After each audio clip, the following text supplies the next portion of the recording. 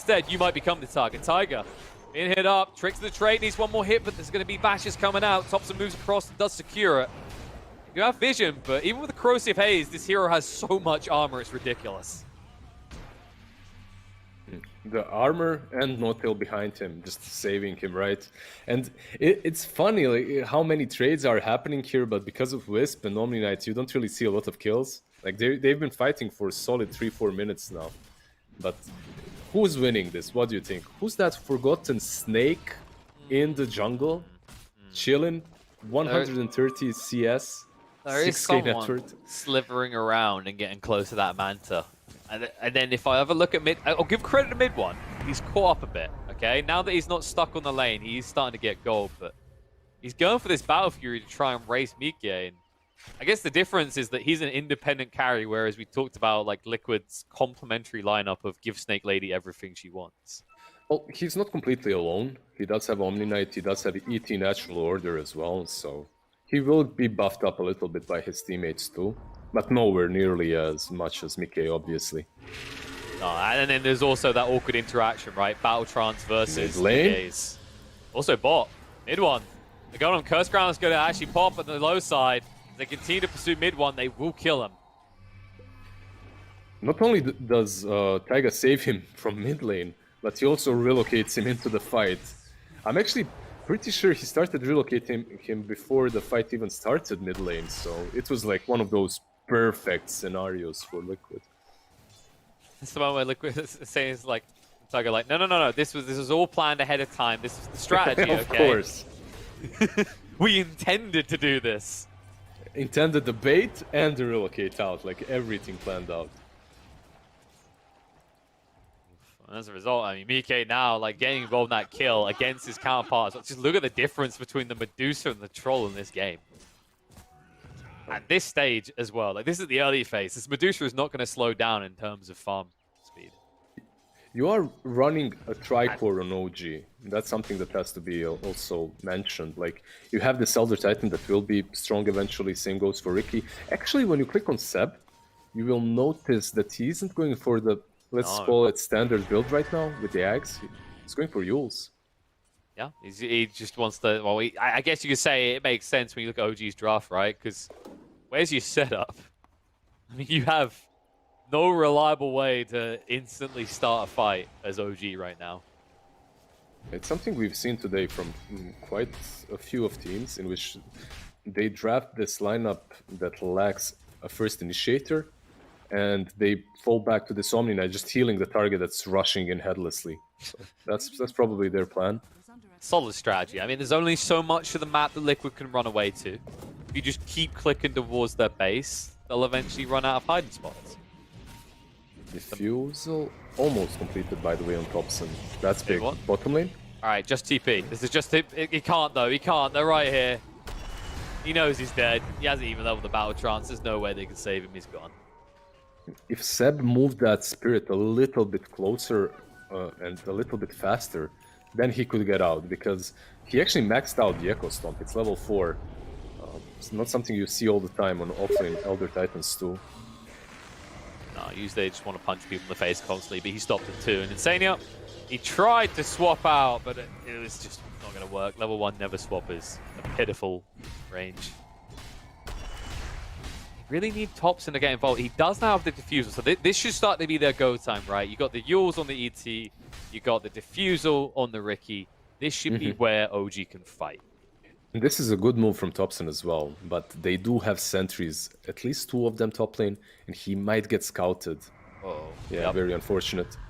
Does catch Tiger though. Stop. We'll hold him in place long enough, they kill him off. Boxy tried to save, but he couldn't get any closer because of the silence from the cloud.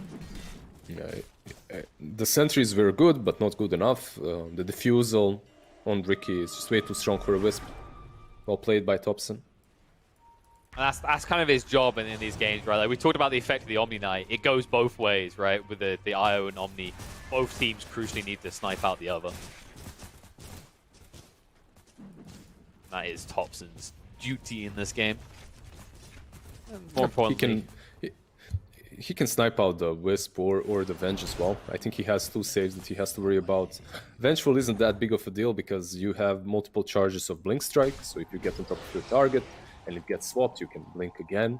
And hopefully Venge won't swap it back in again. Just running back and forth the Benny Hills of the team fights. Double swap, double Blink Strike. Oh, Seb. I mean, that was perfectly timed. He didn't even let him move a millimeter there as he tethered. Nice Yules. Yeah. It's been a long while since you could tether through everything, through stuns, through whatever, through roots. I mean, Oxy, without the IO, like this is the thing. OG, like it's the catch. Either side, if no tail falls, OG need to back up because Liquid could run at them, and well, if Tiger falls, Liquid need to back up because OG are gonna run at you. Yeah, they're not stopping. They're constantly on the aggressive note, and you can understand why. You're playing versus Medusa. So far, Mickey is doing the right thing. He's dodging these fights. He's still 3k ahead of his next closest core on the enemy side. But his teammates should not continue, you know, like just dying one by one like this. That's easy to say. How do you accomplish that, though, when you don't have a core? Just don't die, lol. Yeah, Or just fight around Mickey, because he has Manta and Dragonlance. He's ready. It's true. But the question is whether OG are going to give him a fight on their terms. They'll at least find Saxa as he's lurking around the runes. Nice little swap into stun combo. They're ready. They're going for mid as well. And this is Seb's time to shine. This is where you will see this Elder Titan constantly using Echo Stomp to try and prevent them from taking towers.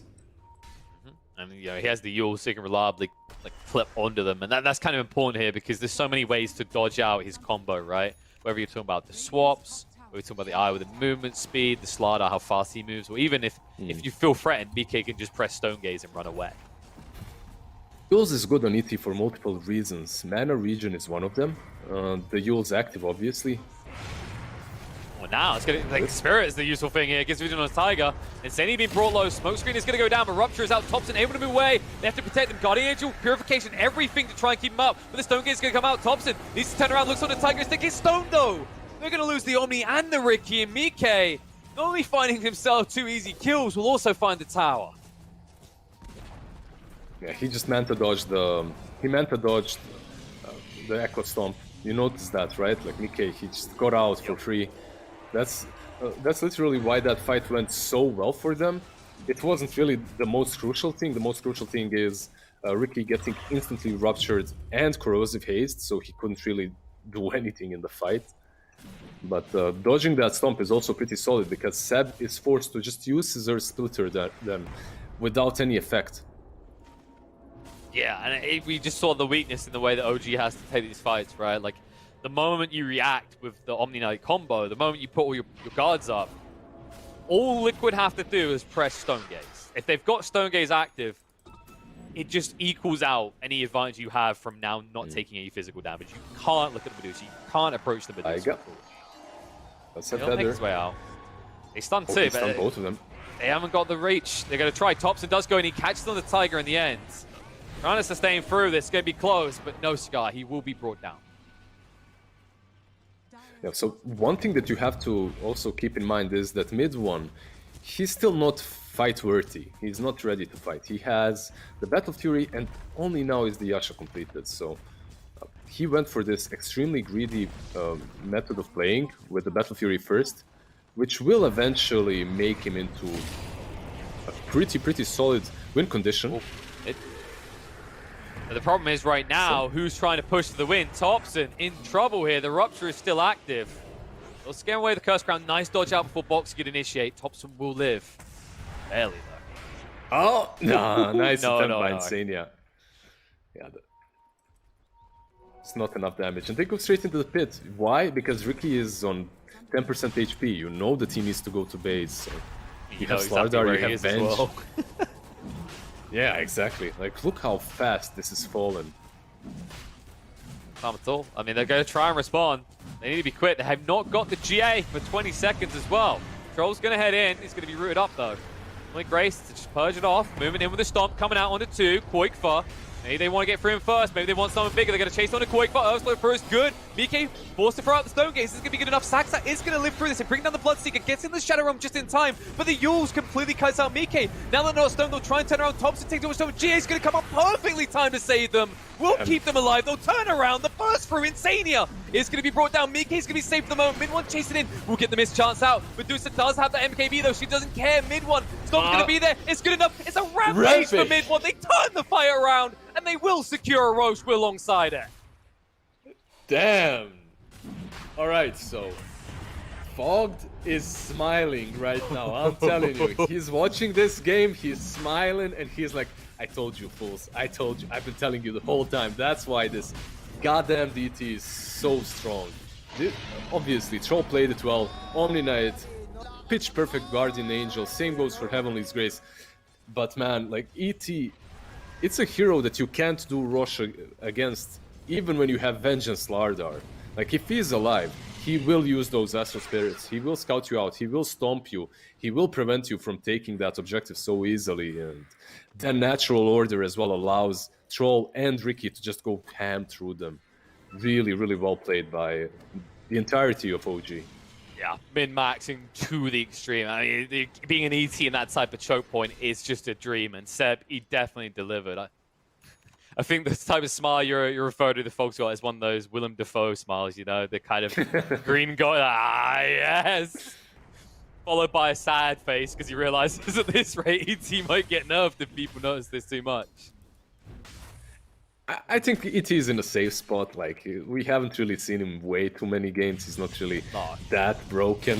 And Seb, he's going to die. The reload's coming in. Stomp will be interrupted. He's going to fall. OG, he's buying enough time. They might make it. Maybe they catch Koikfa. Sure they can get more out of this. In fact, Tiger says, no, I'll take Koikfa with me. What am I on about? I'm not gonna take it, Sadia. He can die. Thanks, Captain. Just look at Thompson now. He's instantly on the hunt. He's not satisfied with that, and that's what this mid Ricky is all about for him. He's playing it like a complete normal casual playmaker. Just run across the map, find kills. Yeah, none of this greedy me go farm lane. Maybe I'll build Battle Fury ? He understands that it's the Troll's duty to carry later on. He just needs to make sure that mid one gets there. And after that last fight, I'm down in Aegis, that gold influx as well. You can see he's starting to catch up to Mike, whereas before, it was feeling like it was just going to be a Deucer game. That was a rampage, man. That was a rampage. He still didn't catch up, but he's getting there even with the rampage. That was huge. They know exactly where Mike is. They know he's got a DD, so likely they'll just try and maybe wait that out and then move towards this mid area to secure another tower, because that's what's making it hard for OG to just sweep across, especially with this Ricky. You're OG at the moment. I think you feel recovered. I don't think that you're in the biggest rush anymore. You have Aegis and you can do whatever you want on the map with it, but I think you feel the game is kind of even right now, and it's safe. Like, you can play Dota again. Before this, you needed something crazy, and you got it in that pit.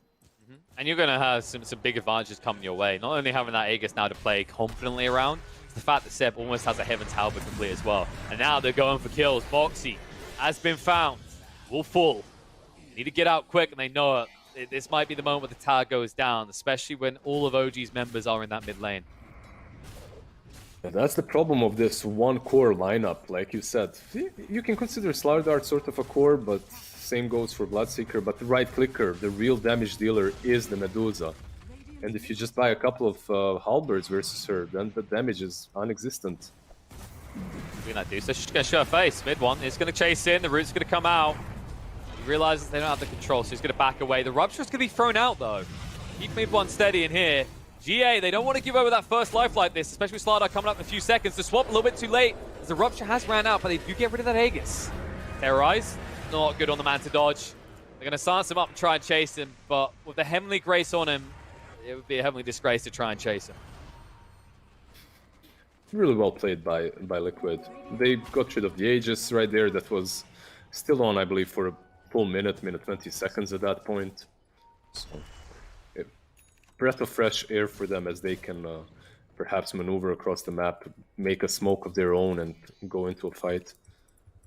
Yep, and if you farm for another 2 minutes, they'll be okay with that as well, because Mike's almost got that Skadi. But mid one, they go in, stuns are good. No Tail trying to save him, swap towards the Medusa. He realizes that it turns around with the Escalator come through, the Battle Trance active. Mike losing a lot of mana here, that bursting through quickly. Stone Gaze does go off in time, but mid one, he's still hunting forward. He wants to stay on top, has to move away due to the Blood Right. Moxie trying his own away tops and will get the Crucifix out onto in time. They're resetting here. This time's going to be thrown out the Medusa. The Curse Crown come through as well. Boxing a bit of trouble from the Bedlam. BK trying to dish out the damage. Tops moves across. They get rid of the Slardar. Smoke screen goes down to zone them away. They don't want to run through it, but they will. In the end, as the Atos gets and connects on the Tops, and he dodges out the damage again. He needs an escape, but he's not going to find it. Omni and Ricky for the Slardar. Wait for chasing forward, a bit aggressive. Can they punish this, though? They're thinking about it. They decide they need to lead. They'll just get Saxer out.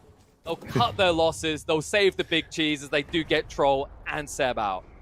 That was a really neat play in the end. Let's start from the end. Venge went very close to the Centaur creep, hoping that it's going to stun her and Dark Willow, so they get that kill. Sadly, it wasn't really fast enough.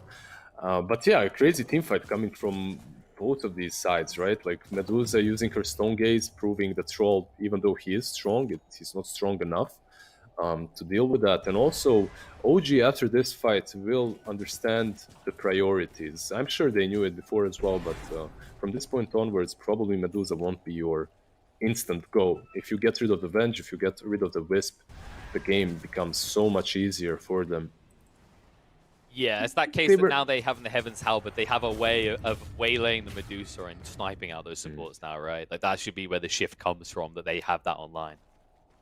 He did finish Skadi, Mike, that is, on the Medusa. So there are two big items coming from Liquid. It's the Skadi on the Medusa, and it's the Aghanim Zone on the Slardar. Oh, look at mid one. He wants to be a formidable force. He's almost got the Daedalus complete now. Yeah. With the Omni Knight, man, like you can be as greedy as this. And he will be that formidable force with the Daedalus. And of course, you know, he does have the Paladin Sword, so anyone's like, oh, you don't have lifesteal right now. No, he's got plenty. That's all you really need. Also, just a complementary item to the Heavenly Grace, because you've got even more regen now because of that. Sucks. Every he'll even TP out. He's fine. In the same place smoke. Again. And Seb will get away as well. Oh, nicely done. Boxy, they want these kills so badly. They feel they have this advantage and need to use it. Normally. Oh, nice. That was very unfortunate for Liquid. Like you use your smoke, you see two players, you run straight at them, and you don't get either. One is just a little bit quicker with Shadow Realm, and then Echo Stomp from 7 was really good too. As a result, OG, you know, they dodge the bullet, they buy a bit more time, and you know, they are closing in on items that are going to be pretty spicy in this type of game. You can see mid one, he's going for that bit, so he wants to complete that next. Seb, he's almost halfway to this Ags, at which point he becomes an uncontrollable force in the fight. Oh my god, mid that one, damage. whoa, no. He has the Battle Trance to go in, and he knows it. He's going to chase forward. He does get the first hit bash, Medusa, and a little bit trouble, does get the Stone Gaze out. The swap's going to be there. No, it's split through, though. Venge, brought low. Guardian Angel's going to be there. They get the kill on the Venge. They're looking for more, but the Fear is chasing them away too fast. Mike does get on the other side of the river. Boxy with the reinitiation. In on mid one, trying to bring him down. The right clicks are ferocious here, but there's going to be a Heavenly Grace again. Slow out on the Boxy. They'll turn around. If they get a bash, he knows he'll die. So he backs up the Spider Legs. Gets hit by the range bash. They will be able to find the kill on the Thompson. Dugan and driving around the back line works against him. The Curse Crown's going to come out, but the Medusa is going to be fine. She find more. She slept up. Tiger, Saxer tried for it. Couldn't get it, though. They're going to regroup. They'll come out with a stun. Saxer out of the Shadow Realm will finally be punished. He makes them work for a bit. Luckily for OG, with this long Roche spawn time, there isn't the clearest of objectives, but Mike's going to try and force it down that mid lane. I have to say, this Daedalus, it's a very offensive, very bold item build. But look at his inventory, man. He has 10 strength coming from Skull Basher and 3 attributes from Magic Wand. That's it, right? Some Agi, I guess, from Yasha, but... And the health talent, that's it, yeah. And that's it, like, he melts to this Medusa. That's not the fight they wanted to take, obviously. He wanted to go back, reset afterwards, use that Battle Trance in a different position. I think he's just happy that he stayed alive in the end. I guess his concern is scare, right? Is if you try and build tanking, you go for that kind of attritional longer battle. How many of your teammates will die to the split shot from the Medusa, right? That's the scary part in this game, especially whenever you've got Avenge on that team. There's a smoke from OG. They know Roche could be up. They know that Liquid, they're pretty smart. They understand if it's not up yet, it'll be up soon, and they want to linger around this pit. This could be the decisive fight for either side. Both the big carries do have buybacks at least. Smoke, they spotted it. Of course they did. This is just I mean, they were looking at one another. They spotted the smoke. They just wanted to use it to fall back a little bit so that they're not initiated exactly on the targets that they're worried about, right? Yeah, and that gets them back to that high ground, the infamous high ground. You can see Tops in the whole while just kind of shifting around in the tree lines around back. It's like any supports coming through. Maybe someone who wants to be stabbed in the back. But no, they understood exactly how Topson was going to try and play that as well. Do you play Ricky? That sounded like you're very familiar with I remember when I first started playing. Oh, and Liquid are looking to play. Saxa. Whoa. Pixie about to get plucked. They find more though. They ping it. They know about No-Tail. Throw out the Heavenly Grace. He knows he's going to die. He does at least have buyback. Question is, when and where do you use it now? This is a really big kill for them. Saxa instantly buybacks. I think they're worried about Roche. That's why he's doing it. Also, Seb is being attacked by Mickey. Can they get him though? Again, this slows out again, but he's able to get the high ground, so they'll make sure he survives. And they'll try for the Storm, but yeah, Mickey, magical fingers are on point. Also keep in mind that Seb is not going for Aghanims. Mid lane, Topson. Move across onto Mickey. Not really the ideal target to jump to. He needs to jump away, but he can't. He's going to get stunned up. Omni Knight's buyback may be too late. They've already lost the Ricky. Terrorize going to come up. Bedlam's going to be there. Swap away to save Tiger. Insania is going to get a lot of damage here, but he's going to live right at the end. It's not enough to finish him off. The Stomp will finally get him in the end, but now Saxa, that's going to be his dieback. Mid one needs to retreat. Poikva getting ready to pounce to top this, but they decide no. Actually, just let the troll go for now. We have the advantage. Go towards the pit. Secure the Aegis. Yeah, and that troll is going for MKB right now. Mid one just queued it as he completed Abyssal, right?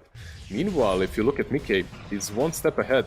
He actually almost has that butterfly completed. So that's Courier, actually, he's got it already, yeah. I mean, that's going to be a worrying situation. It was bad enough to think about having to get through the Medusa once for the Aegis. Not to mention, now having that IO with the cheese. I mean, the sustainability that you have on Liquid, the amount of health available to Mike is going to be spooky. And OG, they have built items in this way that suggests that when they're in, it has to work. Like, they're not really much of an in-out type lineup. If mid one goes in, you have to take the win in that fight. Usually he doesn't even want to. Usually he's just forced. But now with the Abyssal, it will be a little bit easier for him at least to lock down on a target. But this duo of supports, they're making his life living hell. Like your Wisp and your Bench, just constantly swapping and saving. It's not easy for mid one to lock down on a target, even with Abyssal. And once the Courier is there for Mickey, right? I think that's it. They're pushing high ground. They're playing around this dudes and pushing high ground. Yep, I believe the Courier should be alive soon. Yeah, 20 seconds and it's up. And he's already got the Hurricane Pike complete as well. So not one, but two items to boost him up further. And an Aegis, just like that. Plus she's on Wisp, so on IO. And I love that he's... they're about to have Vlad's on bench as well. Okay, so Vlad's on bench. Taiga with the cheese, Mickey with whatever, spider legs, with plus 2 items. But Taiga, if you see, he's always switching his neutral items in fights. He has repair kits too. This is so valuable, that region. I think this item is overall not used enough by teams in games, not only to heal your towers, but to actually use them in team fights. Yeah, we've seen it get picked up more these days for that component outside of just repairing your base. It's had pretty impressive effects. Another one is usually like Paladin Sword on things like IO, but Foxy decides that that's his type of item in this game. They're already top. They're pinging it. Doesn't take them long. Like, time to click on buildings. Glyph already being forced out. They just want to slow this down. Thompson, he's trying to get the gold to have that nullifier complete. He's still a decent amount off though. 1,500 gold needed before the Ricky is really ready. Might be forced to pull them out though. Mid one. Ooh, you can Mid see one. Boxy. He was like, do I go? Now with the Heavenly Grace use, he might consider it. They are slowing this substantially though. Yeah, this is really well played by both Seb and Saxa. Just delaying it with the stomps. First Crown, so many tools. Smoke screen as well. Mid one. Oaken and Prod. That's the thing, when the smoke screen's there, they can't just jump in with Boxy and they know Earthsplit is going to come through. But it's just so hard to just put a dent in this Deucer right now. Mickey has nerves of steel. Every I mean, time when you you've see got mid these one many moving, tools, right? You've got to every be time you calm see as mid a one cucumber. getting close to him, He's going Let's out. see. He goes to a different target. Io, they try and get him. Swap out's going to be there, but Thompson does clean it up. Tiger's going to be brought down. Roach being thrown out the side. They do anything with it really though. Mid one's up on the high ground and Thompson's still hunting for more targets as he's stuck here by the rupture, but they hunt for bigger ones. No tail. Forces the GA. Boxy turn around. The crits are coming out. Mid one trying to do the kill, but the stone is going to connect onto Medusa. Still have an impact even when stunned. They'll chase one into Boxy now. They need one big crit to finish him off. The root's going to come out a little bit too late, but now they can turn. Nikke, he's lost his tool. And without the IO, can he get out? He's going to force stuff away. Mid one's going to chase him. Bloodright's going to go out with the battle trance. Is going to be used. They're going to will away at the first life. Medusa, they're going to burst through the first one. Boxy might have to give his life here if they go in and he knows that because he's got no health. But how do you get Mikke the second time? You don't. yeah, you have Insania behind. Like Mickey is completely fine the second time. Plus he got a Minotaur Horn. We'll see if he actually keeps it or gives it to Slardar or maybe even someone else. Nah, he's gonna use it. He doesn't have a BKB, so it's pretty solid. Overall, like good defense by OG. Like, I really think what saved them was that clip of a stomp on Medusa. Like her whole ultimate, she wasn't attacking. Even when Troll got stoned up, it doesn't last. Like that's the key thing to keep in mind. It never lasts long because of the Omni Knight. Yeah, the stats resistance from that alone is kind of allowing mid one to be unlocked at this stage in the game, and it's gonna get scarier. I mean, imagine mid one when he gets to the level 25. He's one of those heroes that can really carry this game versus a Medusa later on. The problem is her supporting cast. Like, will you be able to get on top of Taiga again and eliminate him before he relocates Mickey out or saves him? Well, this is the big thing as well. Like Thompson, he actually found a flicker, so he's able to help assassinate those targets now, right? Whereas before he gets corrosive haze, he's kind of done, and he's about to have the nullifier as well. I wouldn't be surprised if he considers just buying out on this item at this stage of the There's game. still a gem. There's still a gem on Boxy for the last 15 minutes, right? So even with the flicker, corrosive haze or not, he can be seen. But it helps. It helps. Like you just said, Manta style plus flicker, you can get rid of the dusts of corrosive haze. That's always helpful. Blood as well, right? So because right now, before this, he was so reliant on the Manta to even barely survive each fight. They're going again though. Even without the Aegis. You see Mikke's queued up the Divine Rapier a long way off, but he has his goals. In the ranged. One is going to go in though. Thorn has been forced out mid. One will sidestep the Blood Right. He's hit up by the Rupture though. Uh-oh, has the Battle Trance running, he knows it. Goes in, he's going to bash first hit, but there's the Stone Gaze coming out. Terrorize is getting away. Boxy, the reinitiation is going to be in. Troll Warlord, rooted up, is going to be brought low. Will die. Picked off dead for 90 seconds, and he does not have a buyback. And they're going to realize it very quick as they move in. Thompson trying to do what he can, flickering around the fights, trying to backstab a few targets, but it's not going to be good enough. Stuns are going to go out. No tail has to use the GA, and that's going to make it too obvious now. They'll be able to run the Omni Knight through. Seb is desperately trying to save as many heroes as he can. Thompson with the reinitiation to try and find the kill into Io. But he's too damn tanky with the Witless Shaco. They'll find the Omni, and at this point, it's all too obvious that there is no buyback on the Troll. Thompson will fall. Well, the base is going to fall, because you know Liquid aren't leaving anymore. Man, that wasn't even skill outplay. That was pure game sense and gameplay outplay versus a two-time TI winner, No Tail. He was caught with his pants down. He didn't have a TP. That's why Troll died. His TP was on cooldown. They fought. That whole fight was without Omni. That's GG right there. Like, if Omni is there, he heals the Troll, he repels him, he Guardian Angels him, but... What? Oh no! Like, What? such a bad way to end the game. Insane. Not just the game, the series. After all that, after the back and forth, the dominant displays in both, now having this game where you can see either team maybe taking it, for that to be the reason it ends. Was there any other way this was going to go? That the move from Liquid to go onto the high ground and just move straight back at it, right? Even after losing ages, was very decisive, and I commend them for that because they've come a long way from the team they were when they were still playing under Alliance. But man, like No-Tail must be feeling pretty bad right now. I mean, you don't expect it, right? That's the other thing. The way that they repelled Team Liquid when they had an Aegis, when they had all their resources, you wouldn't actually expect Team Liquid to instantly run back into the same spot for a potential repeat of the last situation, right? Definitely not. Really, really well played by everyone on Team Liquid. 8-1-8 Mike Medusa. This guy is on fire, but everyone else, the supporting cast, again, the itemization from Koikwa. Solar Crest, E-Blade, Lotus Orb. So good. Yep. Just the covering fire from Boxy. Overall, Team Liquid just working as one. I mean, they're going to have a smile on the face after the way that one ended. We're going to throw it back to the panel where they're going to break this one down. I look forward to the interview and hearing the answers that's going to come out of that. There are no guarantees in this life. There are no favorites. There are no underdogs.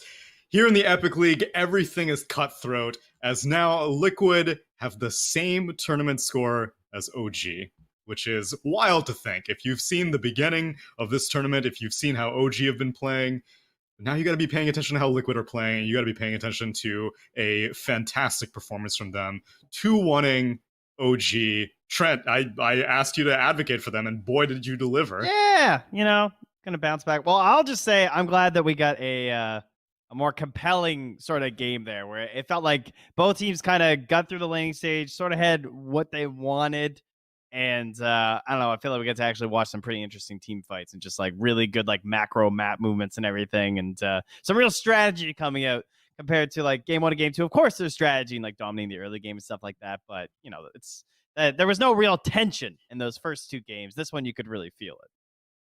Yeah, man, this game was just beautiful to watch. Like the spell casting, the way OG defended the base while Team Liquid is sieging, just overall like quality of the game. Like this must been one of the better games that we had. We see a lot of one-sided games recently where one team is 20k gold ahead 25 minutes in, and they're gonna get the second row, just finished the game from there, but you did not know what's gonna happen in this one. And how many times do you see someone get a rampage, especially that early in the game, and still lose? Like that was a pretty decisive part of the game where it's like, oh shit, like OG, that's pretty massive right now. Yeah, and I know that at the end of the draft, you were saying kind of feels like OG are playing these drafts on hard mode. How much of these games, these last 2 games specifically, do you think came down to getting a maybe a little bit too outside the box last pick for Topson, with the Pango into the Bloodseeker in game number 2, here the Ricky into the Bloodseeker and the Slardar in game number 3? You think that had an impact that was that dramatic, or was Liquid just in rare form today? I mean, in the end, Topson, like he said this a couple times in interviews where like a lot of his play, he's just like, yeah, I just feel like playing this hero today. And that's part of what makes him Topson, Like that guy has been an animal. He's been one of the more innovative players in the past couple of years. Like he brings out new builds and stuff like pretty consistently. And so I think it's important to still give him those heroes when he wants. Like he's had bad games on Shadow Demon this tournament. That was kind of a bad game on Pango, and not so much on the Ricky. I think they're hard picks, but if he's calling for it, I'd rather just keep the confidence with that guy moving into these games. I am calling for an interview, though. I want to speak to Koikva of Team Liquid. Let me know if you can hear me, Koikva. You may need to unmute your mic. Hello, yes, I can hear you. What's up? Perfect. Yo, okay, so I got a question. With these role swaps and whatnot that you've been doing recently, is this more business or pleasure? Like, are you just role swapping because you're like, guys, I want to have some fun. We win whenever we're having fun. Or are you like, this is the future of Liquid? Every single player will be able to play every single role at some point. Well, I don't think it's going to lead to that point. I don't think my captain is going to play mid ever, but, we'll see. Yeah, he did not put himself on that poll. I saw that. What's up with that? I mean, I don't know. He should have, right? No, I don't know. I think it's like a little bit of both. I think all of us enjoy playing other roles, like a little bit here and there. And it's also, it's just fun. Yeah, how much shit talking is there when someone else kind of owns mid? Do they come at you a little bit after the I game? get to talk a Try lot, and yeah. 1v1 you? Yeah. Yeah. I mean, it's all fun though. I win every offlane, so it's all good fine. Yo, this role's so easy. I mean, offlane's just fucking Offlane easy, is- guys. Like, holy shit, position 3. Jesus Christ. Blood right some creeps. Win the lane. Okay, where was this Team Liquid at the start of the tournament? Like, what were you guys doing? Like, seeing you play right now, the way you execute team fights, like what you're doing with the roles, like what was happening? Like, Sometimes we just need a little time to get back into things again. Because after ESL, we kind of took a little bit of a break. So yeah, now we're, back on track, I guess. I have one more question regarding like Insania. Is he posting Roche timers in null chat on purpose? Yeah, he likes to give the other team, like a little bit of help. So he does that, and buybacks too. It's very important for everyone to know the buybacks. Could you share us some of your insight on the lone druid? Because I feel like he's evolved a lot for your guys' team. Like used to be this like first phase ban all the time, and then you guys were kind of picking it up, and maybe it wasn't going so hot, but you kept trying and trying it. Do you think the hero is like being figured out, or do you guys think that he just doesn't fit the patch that well, or where do you think he's at right now? I'm not sure what I can say, but Yeah, for sure. Yeah, I don't have like the best feeling playing the hero right now, and that comes from me. Like London is probably my favorite hero of all time. So yeah, I'm not sure. He's in a weird state right Disgusting. now. He's in a weird state right now for sure. Hoping for the patch. Okay. So you think he's on the buff side of the patch? I mean, He's gonna get I some help? hope so. The hero is not looking great. Now I get why you keep losing with him. Guys, let me just toss game 1 here. I need to send some messages to Ice Frog. This is very tactical. Yeah, please buff the bear, dude. So then on the topic of the patch, you can give a perspective as either an offlaner or a mid laner. Any okay. meta changes or any map changes that you would like to see for either lane, perhaps? I really liked the patch when there was like 4 melee creeps mid. You guys remember that? Yeah. Holy shit, the farm fest. I'm kind of down for that again. It's just right click creeps all day, and that's all that's on your your mind. mid laner is like level 6 when the enemy 5 is like level 2. That was great.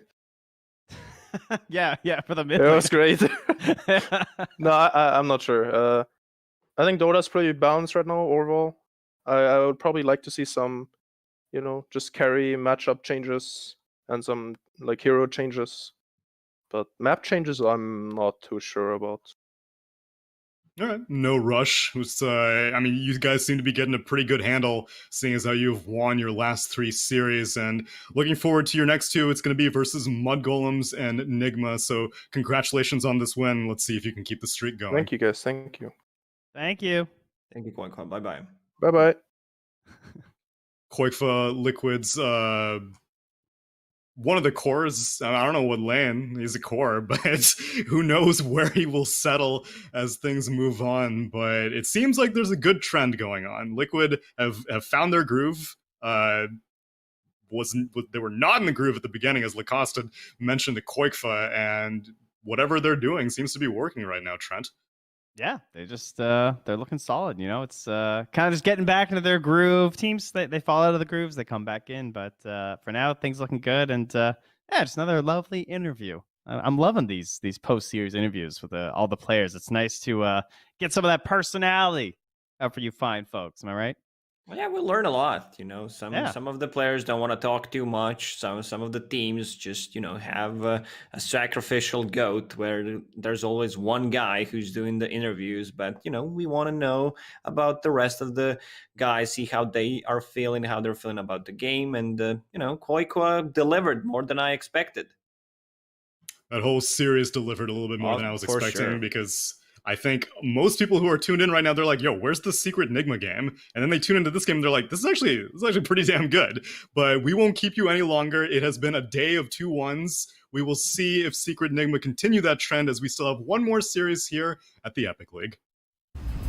EGB, your esports betting world. The only place to find the widest choice of popular games and matches to win real money. Choose your bet on a single event or express of several matches with dizzy odds. Serving the market for 7 years with over 800,000 users. Join now to get your bonus for the first deposit up to $600. EGB, you know for sure who's gonna win.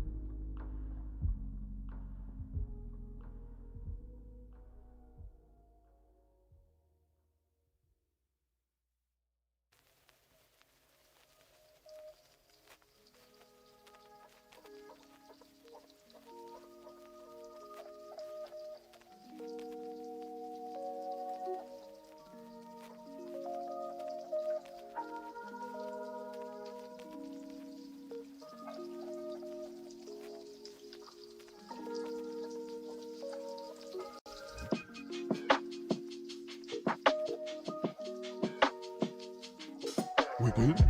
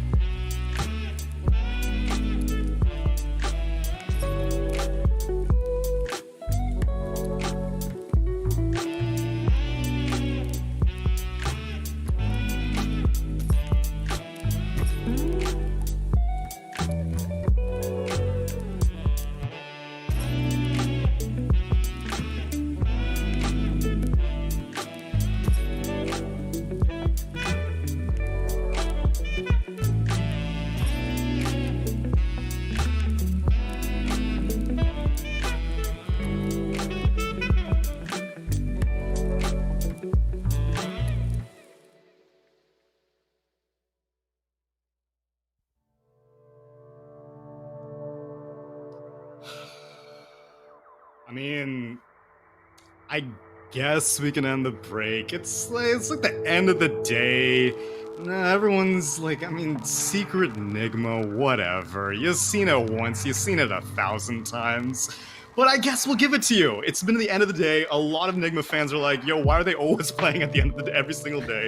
It's what time is it in Europe right now, Tigo? Like between 9 or 10, maybe even 11, depends what part you're in. It's pretty late. Prime time. This is Saturday night dotes. This is what you tune in for. You're in bed, you're cozy, whatever you're doing, you got your dinner. We got a great series for you. Nigma versus Secret.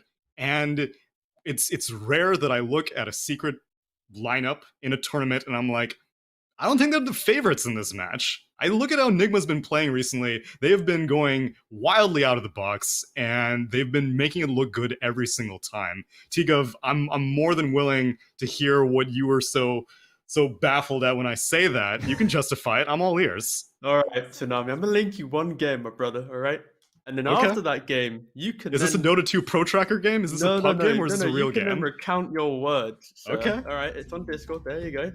This is a game where Nigma played. Their creativity, it was beautiful up until the point where they forgot to draft a carry. I know which one you're talking There about. we go. I'm familiar with this game. It shall not be forgotten. And everyone yes, does the know last that pick, already. Miracle Zeus. I am familiar. I recall, but you know, everybody gets one. Everything else has been enjoyable, right? That's the key I think thing. the one was the Storm Spirit game though, so they got two. There's two now. Oh, look, calm down. Nigma have had some of the most memorable games of this tournament, but I kind of lean a little bit towards what Tsunami's saying because Nigma have been looking really good. I feel like they're on like upward trajectory, and Secret. I mean, they're just so high up. There actually is no up. They pretty much have to go down, right? The only level for Team Secret is absolute crushing domination nonstop. So, what can you do? The interesting thing as well, like I did look at the Dota 2 Pro Tracker, see what pubs they're playing, if they're doing anything, and like you look across Secret, unless they're playing on Smurf accounts that we don't know about, like Matu's played 7 games in like the last couple of weeks. Poppy's played like 25, Nisha, 12. Other than that, like Yaxo hasn't played much, and same with like Nisha to some degree. So they're not playing that much Dota potentially. Again, it's like the end of all this online tournament. Again, they could be on Smurf accounts, but just on their mains and the known Smurfs, they're not playing a lot of Dota. Whereas I know in the last series that you guys saw, We has been grinding out the pubs. That's where that gyrocopter pick came from. And shut up, Trent. Gyro Victor. They New picked hero. it, I can't and wait it for was- December.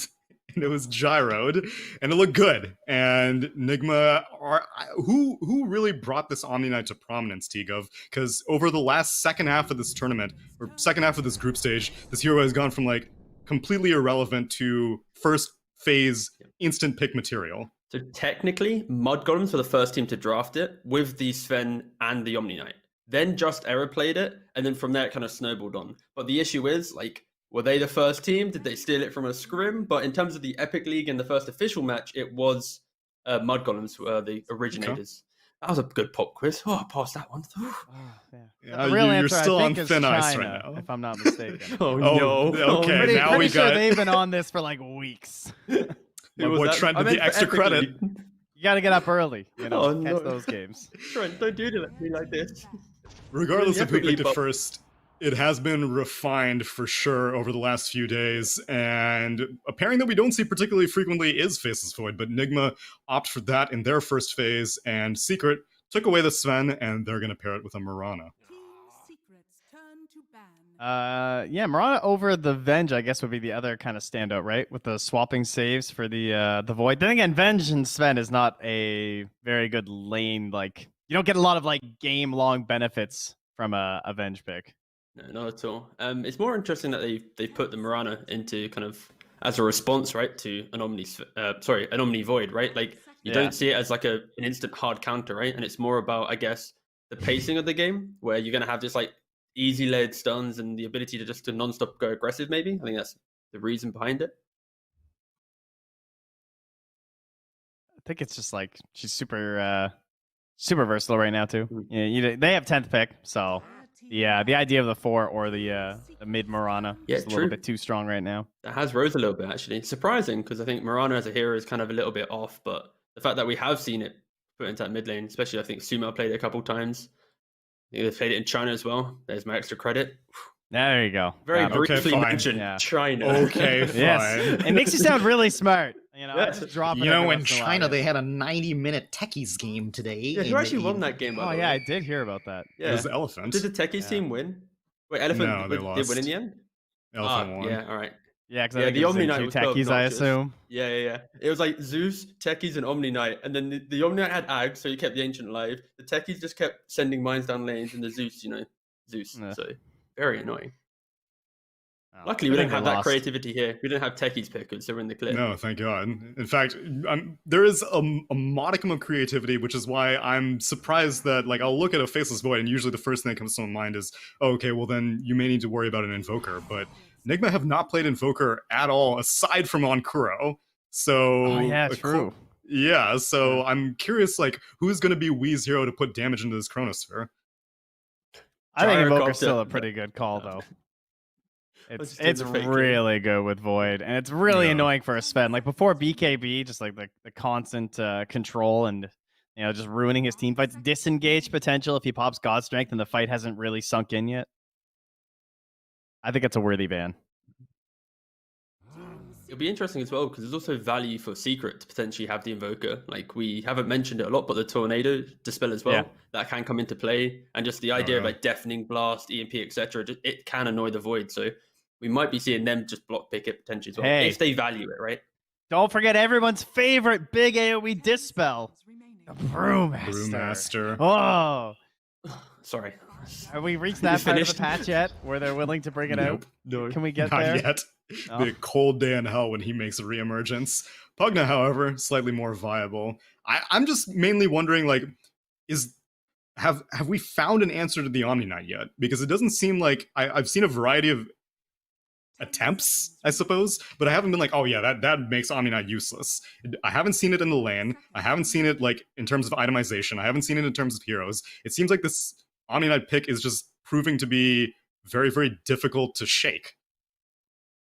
Yeah, pretty well put, pretty much. Like you have to be able to lock him down or at least stop him from enabling. And the key issues, I think, is when you have cores that don't have entry to the game or itemized correctly. And then obviously the Omni can't, isn't enabling that kind of powerful core, right? That's when we're seeing them lose. So it's more about shutting down the core rather than shutting down the Omni Knight. Because again, it's about the big team fights. And if you can't partake in them, it doesn't matter if you have an Omni or not, right? Yeah, I look towards like a tiny kind of hero if I want to like get rid of the Omni, right? Like someone who has some mobility naturally builds into it. It's also nice if you can get stuff that wants to be punished by stuns. Obviously, that's something that Omni can't provide for the team, and typically we tend to see that come out of the position 5s these days, other than like Undying. So, trying to abuse that if your team secret, and Pugna already does do that, right? Like that's a hero that you really want those additional stuns for. The thing with Secret Draft, right? Like we realistically, you don't really know where any of these heroes are going until this pick, where okay, it's going to add some kind of grounding to the draft. Where now you're like, okay, cool, it's going to most likely just be center off lane with Mirana. Sven going to be safe lane, and then Pugna might be flexed between like that 5 and mid potentially. Yeah, they're definitely showing a little bit of flex. I think it's probably going to end up being for Puppy on the Pugna, just utilizing the decrep as a save for the Chrono, but depending, maybe they'll throw it back into something else. I see Pugna Core though as a very good answer to the Void and Omni Knight, because it doesn't matter if you're Heavenly Grace, you're still going to be able to apply the decrep and just be a nuisance factor. And just the pacing of the game, you can close out the map very quickly, and then it doesn't matter if it's Omni Knight's running around. Like, what's he really providing when the towers are falling quite quickly? So can they go for something like an Invoker or a what was the other hero I was thinking? I lost it. All right, we'll just say Invoker. Snapfire. I think Invoker's still perfectly fine. Just an active TP. hero, right? That was it. Yeah, Okay. it's like, TP looks all right. Well, that's secret. They lack this early damage, right? That's where kind of their big issue. Okay, for a Bloodseeker, sure. Now they have just solid lanes, right? And they're going to have a little bit more time to think about Wee's hero. Unless for some reason Wee wants to play a mid tiny and they want to pick up another position 4, but realistically, I would hope to see just a Wee hero in mid. So the other hero that would have fit this slot right now with the current meta would have been the Viper, right? Instead of the Bloodseeker. This like Viper tiny dual off lane. And in this case, why do we like the Bloodseeker more? Secret's all about mobility, like movement, right? Like the way in which they enter a fight and exit. There's nothing too special. It's like they stampede, so you just want to be able to abuse that movement, and then you have that rupture value. Yeah, I think it is just the rupture, right? Because like if you have Viper Strike or just the poison attack stacks, it's just not going to do anything. So it's also look at quality Secret. pick. Look at their damage, right? Like I was going to mention this earlier, but they don't really have any explosive. Like they leave laning phase and they're suddenly, pressuring heroes. They can pressure objectives or like utilize the jungle, but they're not moving into Nigma side of the map. So if Nigma have this cheap damage within their draft, they can be the ones starting to set the tempo of the game. Every time they have Chrono, they look for an objective fight. And that's why we're seeing like Tiny, Bloodseeker to try and kind of add this kind of early damage into that Chrono. I do think they still need some objective taking though. That is very weak right now from Nigma. Thing is, I still like the DP. Yeah, sure. But if you can win every early fight, you don't need to really pressure objectives too much because you just wait for the catapult wave, you wait till you farm them, and then you just crush them, right? So just don't waste Chrono before that, I guess. True. Are we going to see another gyrocopter from Weeha? He did in his post-game interview say, "Get off my lawn," and he's very happy with said hero. And it does very much complement the nuisance of Tiny and Void. Sure. How viable do you think the E-Blade build would be this game, though? It's got benefits. Yeah, there's already a Sven. That's a save. Doesn't want to put it on himself though with the dispel, but like he can aggressively, throw out there, cheekily go get away from me. But yeah, at this point, I just don't know what Zeus. Pick, right? Okay. I mean, maybe they are protecting a potential T. There's a lot of magic damage being banned out in the last phase. Leshrac and Zeus. And Secret do return the favor. There he is. Back on the Get lawn, off my baby. lawn. Get off my lawn. Woo! Like memes aside, right? Like that previous game, his early game was pretty atrocious. He didn't really have much presence and it was dying a lot. But then he got to the point where he was enabling his team with the Veil and like a lot more magic damage build and obviously with levels. The Scythe. And at the end of the fight, he was the Scythe. He was doing like 7-8k damage in the game-winning fights, right? So it's all about Nigma. Void will be the game winner, but all those early fights, when they want to take a team fight, they're going to have so much early magic damage to throw into a Chrono, they're not going to be scared to make moves. And that's why for Secret, I'm thinking a defensive mid hero might come into play. Maybe even like a Kunkka, for example. Just someone who can at least rebuttal this early damage and just survive long enough that they have the items to then at least take a fight after that. Yeah, they would have a lot of chase down then too, as well, right? Like, and then perhaps even building into like the Aghanims for the Centaur along with the damage reduction from the boat. That will be pretty gross. I'll give you that. Is there any merit to the mid Mirana? We go for a different 4 at this point. You'd be mighty squish unless you got maybe like an Earth Spirit or something. Yeah, I don't think Mirana looks particularly amazing, so I think we're more so onto the mid pick. Nisha's been playing a lot of DK. They will go with an OD. Another save for the Chrono. Yeah, banish. This to me is one of these classic secret drafts where if they can like maneuver away from the aggression, then they're gonna have a great entry to the game. But if they just fall victim to like the gyrocopter running around, Tiny running around, they're so greedy, right? Like how many times you see a secret draft and go, "This is very greedy. Is it gonna pay off?" And then it works, right? But this is. I mean, they're pretty greedy on Nigma too. They're not, sort of. Not, I know you mean they have kinda. better spell casting. Yeah, exactly. This gyrocopter is not quite as greedy as most gyros that we see, though. This is a very like team-oriented gyro. Cannon. Yeah. I do like. I mean, we have Astral Arrow, right? We have Astral on the Omni Knight, and he is enabled by the Centaur too. So if they get Vision on the Omni, like the beeline of the OD is direct to the Omni, and just Astral him, and then take the team fight, right? Plus, Guardian does nothing versus OD, so get him. Sounds like you're leaning secret. T-Gov, how about you? I just think that the over aggression might overwhelm Secret, and especially with the kind of the differences in kind of entry to the game. Nigma, they got Kuroki back, and then Secret at the end of many online tournaments. I'd like to say that Nigma's aggressive lineup might outpace Secret, and they're not, conditioned for the usual. Dota's a mental game, so if you think you got the brains to know what's going on, you can go to egb.com or click the banner below the stream. I'm gonna listen to our A-list casting duo, Sunsfan and Cinderin. Thank you, Tsunami. Appreciate that terrific intro. Cinder, can you stop laughing every time I do a very professional intro into the game? What is on your mind that's so funny? Please. You A-list is making me laugh. I was thinking the same thing, actually. All right. So anyway, dude, this is going to be a really fun game. I think there's a lot to talk about here. I think the panel touched on a lot of good points on this. I'm really excited from a strategic standpoint for the series, and a lot of people are going to be hyped because it's Secret versus Nigma. I just love the draft of this game. I think it was super interesting to watch because there's so many small things going on, right? It's pretty clear that Secret have thought a lot about Omni Knight and what the hero does right now in Dota since it became popular. They've run it themselves as well in one of their drafts. They're kind of digging deep for some old school counters, I want to say. Both Pugna and OD really good heroes against the Omni Knight because guess what? They're almost fully magic and pure damage based, and Omni doesn't have Repel anymore. He has the Heavenly Grace, so all this magic and pure damage is kind of unmitigated entirely. And then you also, instead of giving away Omni plus Sven, you take the Sven, who is a great pairing with Omni, but also good against him, because he has a Stormhammer Dispel that he didn't used to have 2 years ago. So there's a lot of those small things going on with that. And then, as well as, let's just see some bounty runes here. I think it's going to be a 2-for-2 split. Before I end my long monologue here. OD, not a hero we see played very often, but classically good against the Omni Knight. The panel pointed out against Void, it's great. It's just, I don't really have a clear favorite in this game. I just think it's very, very cool how they pick their heroes, and looking forward to some good Dota. Yeah, for sure. I mean, it's been a long time since we've seen Astral into Arrow. That's another old school kind of combination with classic the eventual roaming Yapzor on this Mirana. So, I mean, having said all of that, Cinderin, would you like to pick a team that you favor before a first blood occurs, thus tainting your opinion? I think you can't look past what has happened in the last week, right? We've seen Nigma get a lot better, and we've seen Secret arguably underperform, which it's kind of hard for Secret not to underperform, because if they perform to their usual level, they would need to almost win everything, right?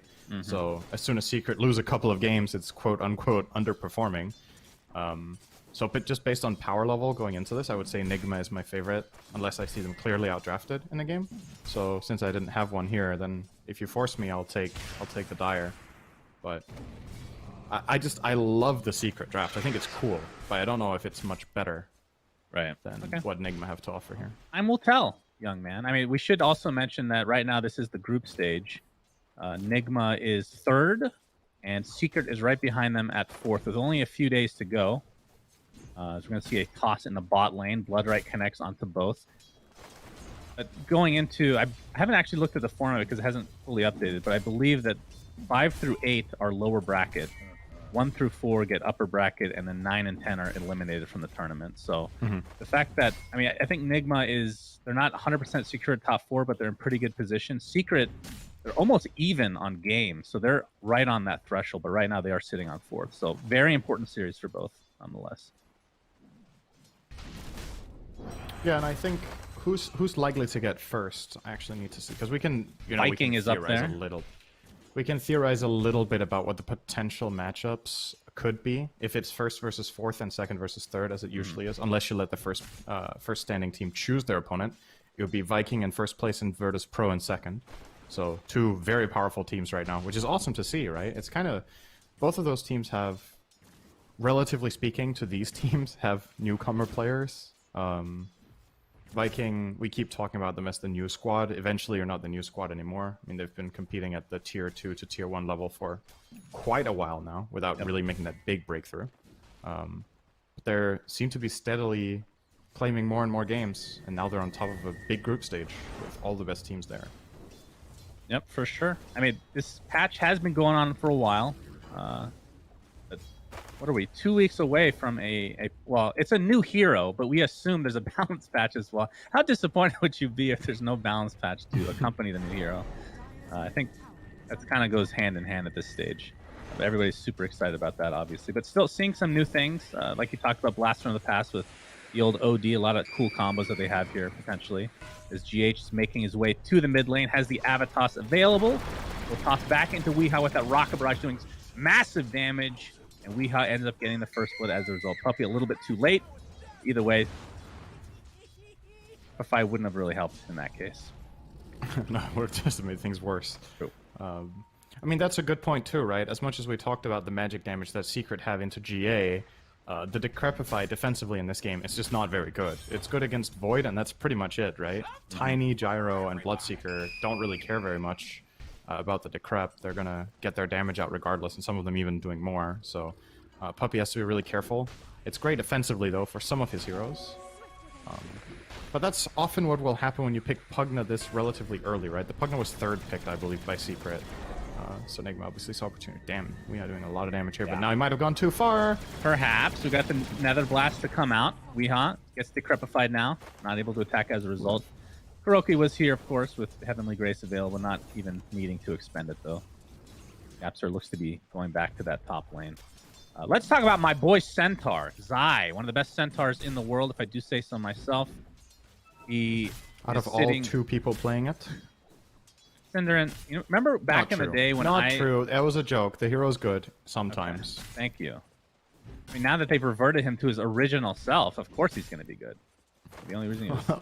Objectively speaking, in most cases, don't you think the one with Retaliate was just better? It wasn't fun. Okay, it wasn't. Didn't fit his lore. It was probably better most of the time. Doesn't matter if it's better if it doesn't fit the lore. That's all that matters in the end. Kuroki looks like he's going to get a courier. Oh, the arrow does connect though. Now he's going to have to fight off Yapzor. Gets the purification off though as the support v support battle continues. Yapzor not with another arrow. Another 7 seconds, so Kuroki should be getting out just fine. I think a few more right clicks though. Still does not have boots for Omni Knight. Looking at that mid lane, Nisha 22-13 versus Weehaw 13-6. So the CS is not even remotely close. This is a super good matchup for OD in my opinion. I just think it's so straightforward, right? Gyro is a short range hero, so in order to get CS, he has to get in range of Astral. You Astral him whenever he's about to get range creeps or 2 melee creeps in a row like here, and you just deny them or they expire. So I genuinely don't think Gyro can win this lane without help. And they helped him. They got him a gank. So Weehaw got that kill, the first blood bonus, as well as the faster level 6. It's still difficult for him to convert it into anything, because like imagine his aggressive play on the OD. It doesn't really exist unless either he gets a gank or the Astral is already used aggressively. But then Nisha needs to make a pretty big mistake to get caught, right? He can always defensively Astral against Call Down and a Rocket Barrage and probably be fine. Going in deep. We'll get the Stormhammer off for the finishing blow. But yeah, I mean, despite that huge discrepancy in CS like you're talking about, it is relatively even in terms of net worth just because of that first blood. First making blood's such powerful. A big difference. Indeed. But Top still, lane looks like we're going to have the Hoof Stomp into air. Actually, it was an arrow into Hoof Stomp. The opposite combo, but it works to Yep. Very good effect. Don't try that in your pubs, guys. Do the hoof stomp first. Your Mirana will miss all her arrows if you don't set her up. So I mean, let's be real. In those. pubs, even the proper combo won't work.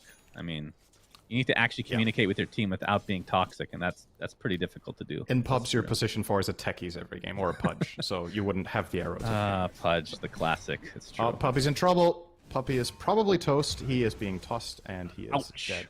The old toss rupture. Actually, I don't know this, but I'm pretty sure it works like this. So, you know, some spells in the game have a Z-axis, right? Right. Like toss, where does that deal rupture damage? Or is it only the horizontal damage? I would be really surprised if it did. I don't think so, but I've been wrong before. I don't know how far people, you know, how big the Z-axis is. It might actually be like 200 height, but it looks like 2K, you know what I mean? Right. Where, like, if you're just a little bit, for example, the Mars Arena, I don't know what height it has, but if you're just knocked up a little bit into the air and then you get pushed by something, you fly out of the arena, even if you were like 10 range high. Right. I don't know if Rupture does any damage. It's a cool combo if it does some sort of bonus damage based on Z-axis, but I'm sure somebody think so. right now just opened up demo. Tsunami said it doesn't. Out. That means it doesn't. Okay, it's over. Tsunami knows. He knows everything. Thank you, Tsunami. Really appreciate that. He knows. Homing missile into the mid lane. Nisha not able to get off the didn't Astro banish in in time. time. Arrow's going to whip as well. The rocket barrage is more than enough damage to take out that pesky mid laner, but Chronosphere onto 2. Miracle's made his transition over. They're going to find a second kill for Team Nigma. All they lose is that position for Tiny. Now their cores are in the mid lane, chilling. So Miracle has to Great walk all the way rotation back. though. Nisha's in a tough spot there. He has to choose. Do I try to Astral the rocket and set up Tiny? Or do I tank the rocket and hope I can get an Astral off after before I take all the combo damage? And he looked a little bit indecisive, and then when he tried to Astral, it was too late. And he got hit by the rocket, and it was just over. Yeah. Very powerful combination there coming in from Nigma. And this is something I feel like they've really upgraded their play on a lot. Because you remember, we were casting Nigma when they were not doing so hot in a couple of their games. And I think something that has just changed a lot since Koro got back, I feel like the way they play around each other is a lot more like it used to be. Like, people are better at moving to the same plays, at coordinating aggression. It just seems like the communication is the main thing that really feels... Bottom lane. Trying to go for this tower is Mind Control. Gets off the Blood Right, which creates a little bit of space. It looks like this will be a kill going the way of Secret. One way or the other. Where's that double edge? 1 second. Here it comes. Here it comes. Wait for it! Oh! One of the most satisfying spells in the game. I know a lot of people don't know that because nobody still plays Centaur Cinderin. The only thing that trumps it would probably have to be Culling Blade. You love it because you hurt yourself. That's why you love it so much. Yes, I'm a masochist at the end of the day. Toss into the call down. Nisha in a lot of trouble. Gets off the Astral onto himself. Yapsa with a nice arrow onto GH with the Starstorm to follow. And the extra damage coming out from the OD Astral. Enough to turn that around. So nicely done. Really great counterplay. And that was the classic Astral yourself into the other target getting arrowed. Not Astral into arrow. That's right. That doesn't doing work all of the very often fancy either. plays. There is a combo, though. Hoof Stomp into arrow. A lot of damage being applied to Weehaw. Stampede is there as well. Starstorm is enough to get the 1 kill. It's going to be a trade for now, though. Yapsor looks like he will find his way to the guy. Although, do they have Sentry just on the end and Purification to finish him off? So it's a 2 for 1, but they do get the Gyro for Secret. And the slow but steady lead, as we're getting used to seeing this patch, is big boy top lane right now. 1k gold ahead of Void. It's classic Sven. Sven farms more than you. You need to solve Sven. And you got an Iron Talon, too. That's nice. Do have some solutions. Oh, wonderful. Oh, how convenient. Wonderful. Well, Void did get one as well, so it is even. Let's see if we can get this tower deny. Very nicely done. Made sure to re-aggro the creeps onto himself as well, so only the siege creep was hitting the tower, and calculated it very nicely. So, great deny. Going for the Veil build, he did that the last time he played this mid gyro as well, so playing very high tempo based. Gives him a lot of burst damage in the chrono. It has really good synergy with both his Tiny and Bloodseeker, and even technically the Omni Knight, since the change to Veil, going away from just being magic reduction, or magic resistance reduction for the enemy targets, to being spell amp. Basically any type of damage synergizes with it, which is why Bloodseeker started picking it up, because suddenly it worked with their pure damage spells. Whereas in the past it would have been pretty terrible. So you could argue that all of Secret's heroes benefit. Weehaw GH. Run into probably the last hero they want to, which is Yapsor. Avalanche is not going to connect, and Homing Missile will be taken out. So for Weeha's build, what do you go after Veil? Like, are you committing 100% to the magic damage, or you end up going like some sort of hybrid? I think last time you went for an E-Blade, right? I don't know if that was the next item after the Veil, or if you got an in-between transition item. This seems like a pretty damn hard game to play without BKB. You have the Omni Knight backing you up, but realistically... Oh? Well, it's going to be a trade. Bottom lane. Zeiss dead to a Chrono. They did use both Chrono and Rupture on him, though, so you probably take that. Killing the Tiny for 2 big ultis somewhere else, that's pretty good. Where were we? Gyro. E-Blade. So E-Blade Dagon, right? Easy. We saw that last game, actually. Like, if you don't go BKB, there are so many ways you die in this game. On a common Gyro, like if you're playing classic carry Gyro, BKB is mandatory this game. You're playing against like 17 stuns and Magic Burst. So either you rely on Omni playing behind you, or if Omni is primarily protecting the Void, you might have to itemize for yourself to stay alive. Oh, Stampede to set up this Astral into the arrow. Will connect, and that will be the death of Mr. Miracle. No risks taken Absolutely there. decimated. Get him out of there. Anisha looks like he's going to be able to TP out. Mind Control still working on that Atos. That's a couple heroes that have attempted to TP out. Obviously, the Chrono was forced as a result from the last time around. Once he gets that, he can at least have a bit more of a presence on the map here. But speaking of presence, he's going to get Astraled himself. Arrow to follow again. Nope, not going to connect this time around, but still will find the kill. Off the Rupture for good effect. Just to make them know that they are able to bleed. Yapzor is human. True, he missed an arrow. Not one of those. Did you hear T Governor before the game that he was like, these guys haven't been playing so many pubs lately? There it is. If Yapzor plays Moran every day, he doesn't miss that one. Man. That's very true. But in mid lane, Matu taking a ton of damage. Actually going to pop his ult and then die immediately after. Hope he was in the vicinity. That's probably why he went for it, but ended up going for the life drain onto Zai. Arrow's going to connect onto GH. Do they have enough damage to actually finish him off? It doesn't look like it. All they lose is Sven and that... I mean, it's not as long of a cooldown as it used to be for God's Strength. Still having that to work with for quite a while. I think he was banking on Puppey life draining him, but he just was a little bit too far away. Yeah. And it's also just awkward, right? Because if you want that life drain to be really effective, you want to decrepify first. But if you decrepify Sven, what are you doing? Right. So you can't really do that. And what's the talent? I was thinking about whether this Pugna build is the right in this game for the reasons we've talked about, right? Like, it's not very good defensively in this game against the Dire lineup, and it's also not that good offensively some of the time. It's not good with Sven, and it's only good with OD if OD has ulti ready, but for the Arcane Orb, it has, like, anti-synergy. So, I'm debating if Puppey's skill build in this game is actually the best, if he should have maxed out Nether Blast just to push more waves, maybe deal more structural damage, or if there was some sort of interesting build with a higher level on Nether Ward for all of these brawls that we're seeing play out in the game. It just smoked. Nisha didn't pop to that illusion, obviously, but used the Astral, so now they know that they're in the vicinity. Yep. And Control also in the vicinity. Yeah, he has Yule. Yule into Arrow, connects, but there's not going to be any follow-up right now as a Chronosphere onto just Nisha. Looks like the Bloodright will be there as well to finish him off with ease. And just like that, Secret now on the run. Yapzor has to use that Moonlight Shadow, attempting to TP out. Atos is there. And Bloodright to follow. Oh, leaps out though. Do they have vision? Another sentry placed.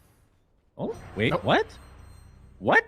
They're literally right next to him. Okay, he's going to run right into them. There's no way. After his leg, I'll make it a little bit easier for you guys. Although Stampede is there, Atos to follow. Looks like he will finally. No, he's still alive. Mind Control finally gets the right click off. The mid lane is really where the fight is right now. Miracle cleaved down. Puppey using that heal to high effect. GA a little bit too late as they lose both the Gyro and the Void in mid. The tier 1 tower as well. What in God's name happened there? This Sven is a big boy. Said that before. Really big boy. Yeah, but he's a bigger boy than before. Full on puberty mode. He's obese, is what you're saying. Okay, gets tossed into the blood, right? The American interpretation of what I just said. All right, here it comes. Push into Kuro. Yep. Rupture is there onto Matu, though. He's going to TP out, it looks like.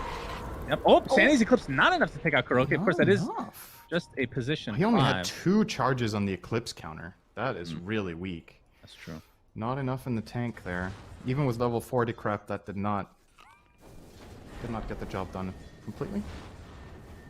And that's actually kind of a big deal. Being on cooldown gives Nigma a window of opportunity now for 2 minutes to maybe make an attack on the mid tower. If they can somehow find an opening when they have Chrono ready, there is just this one big piece of teamfight presence that is lacking from the Radiant. They will even have GA about 30 seconds before Eclipse is up, which is one of their good GA counters, so might be worth trying your luck with that. And I feel like you should, right? You must be feeling like Sven is out farming you. These players are super experienced. This is a Sven who's barely been countered. He's racking up the farm. The Stormhammer Dispel talent is coming up in probably 2 minutes. And that's trouble. That is definitely something they're going to have to deal with.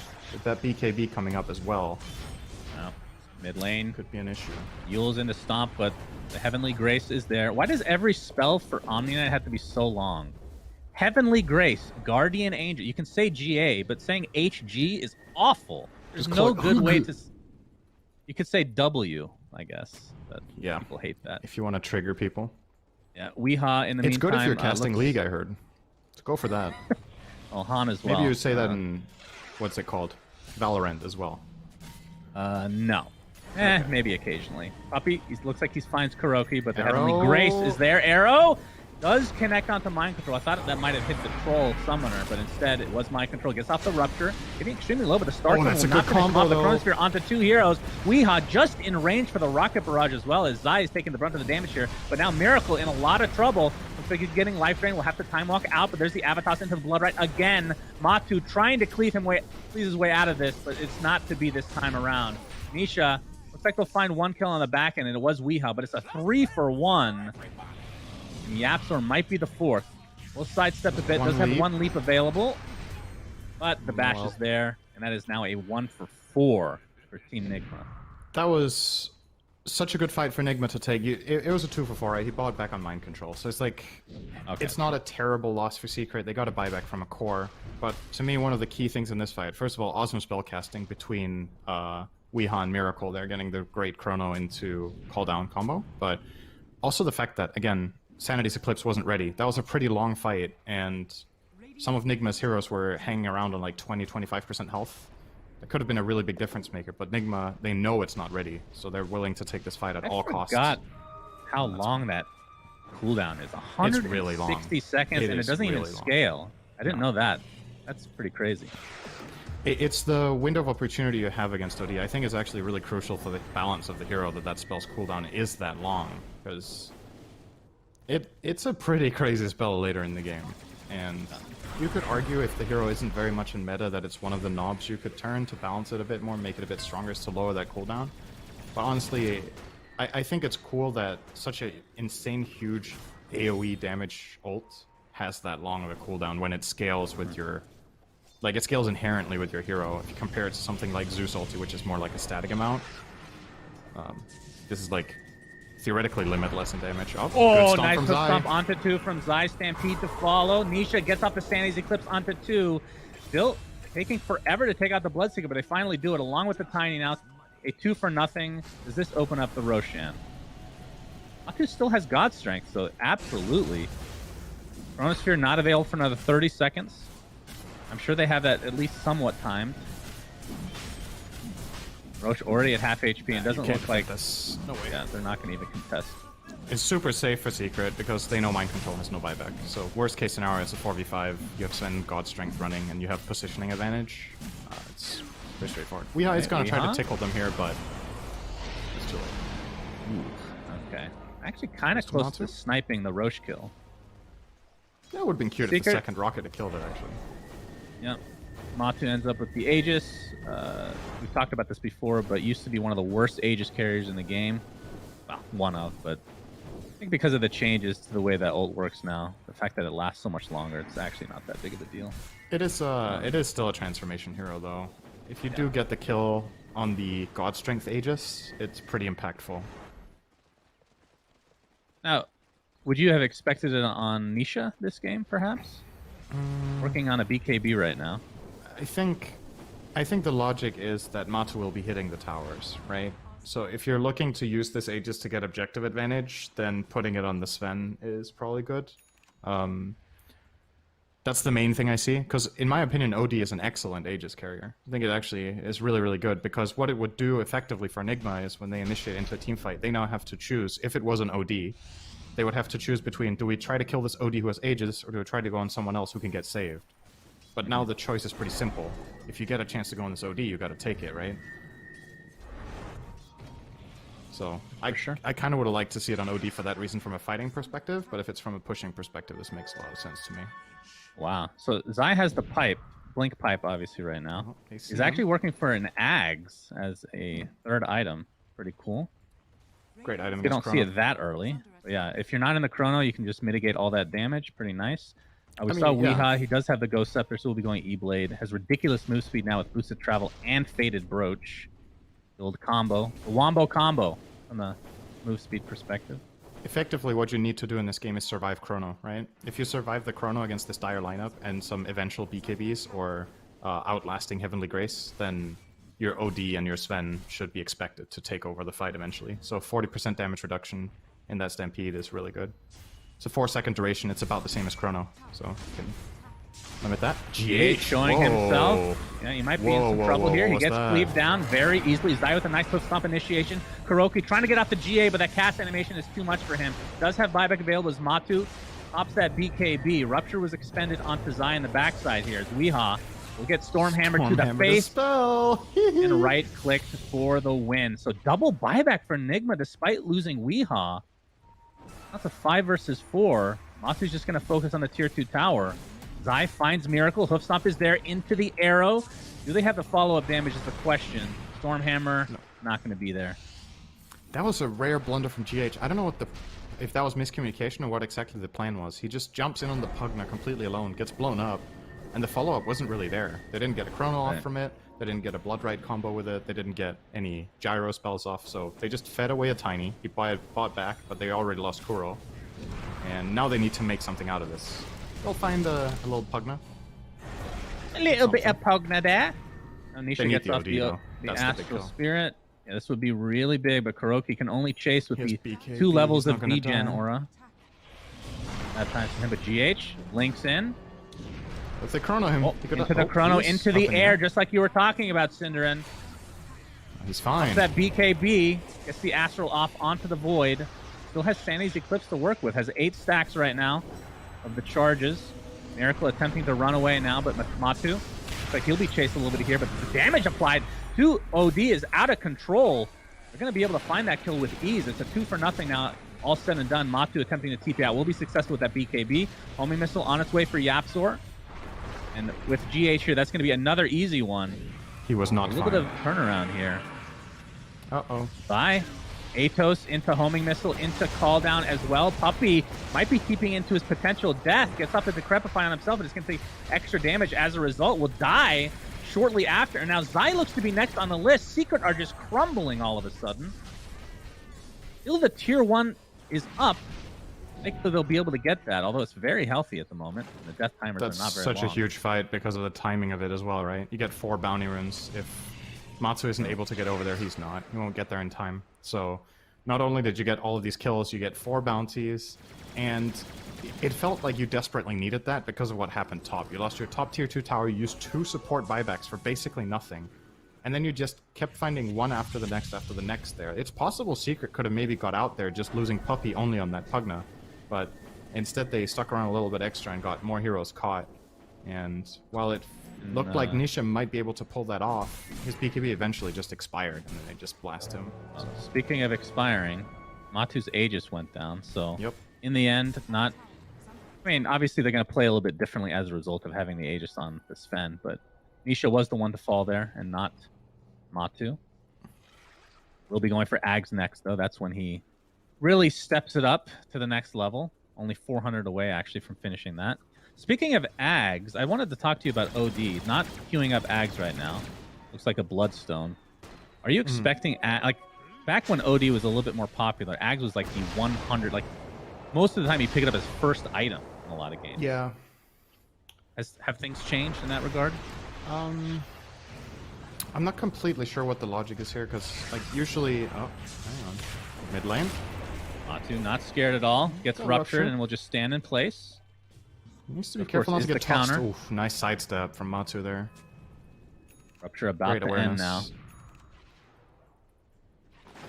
now.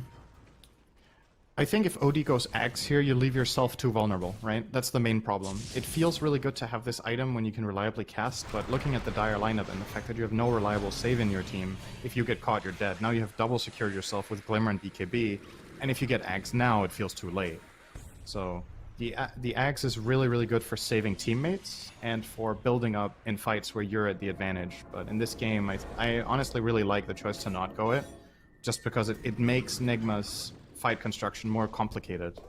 If OD has an Axe, it's literally every fight is, if we can jump, OD would just kill him, and then the fights will play out so much easier. Now you need to think twice, you need to execute it better. You probably need to chrono, actually, to get the kill as well. So, looks pretty good to me. Weeha has finished his E-Blade and is queuing up a Sheep Stick. So just going the full caster build. Pretty freaking cool to see.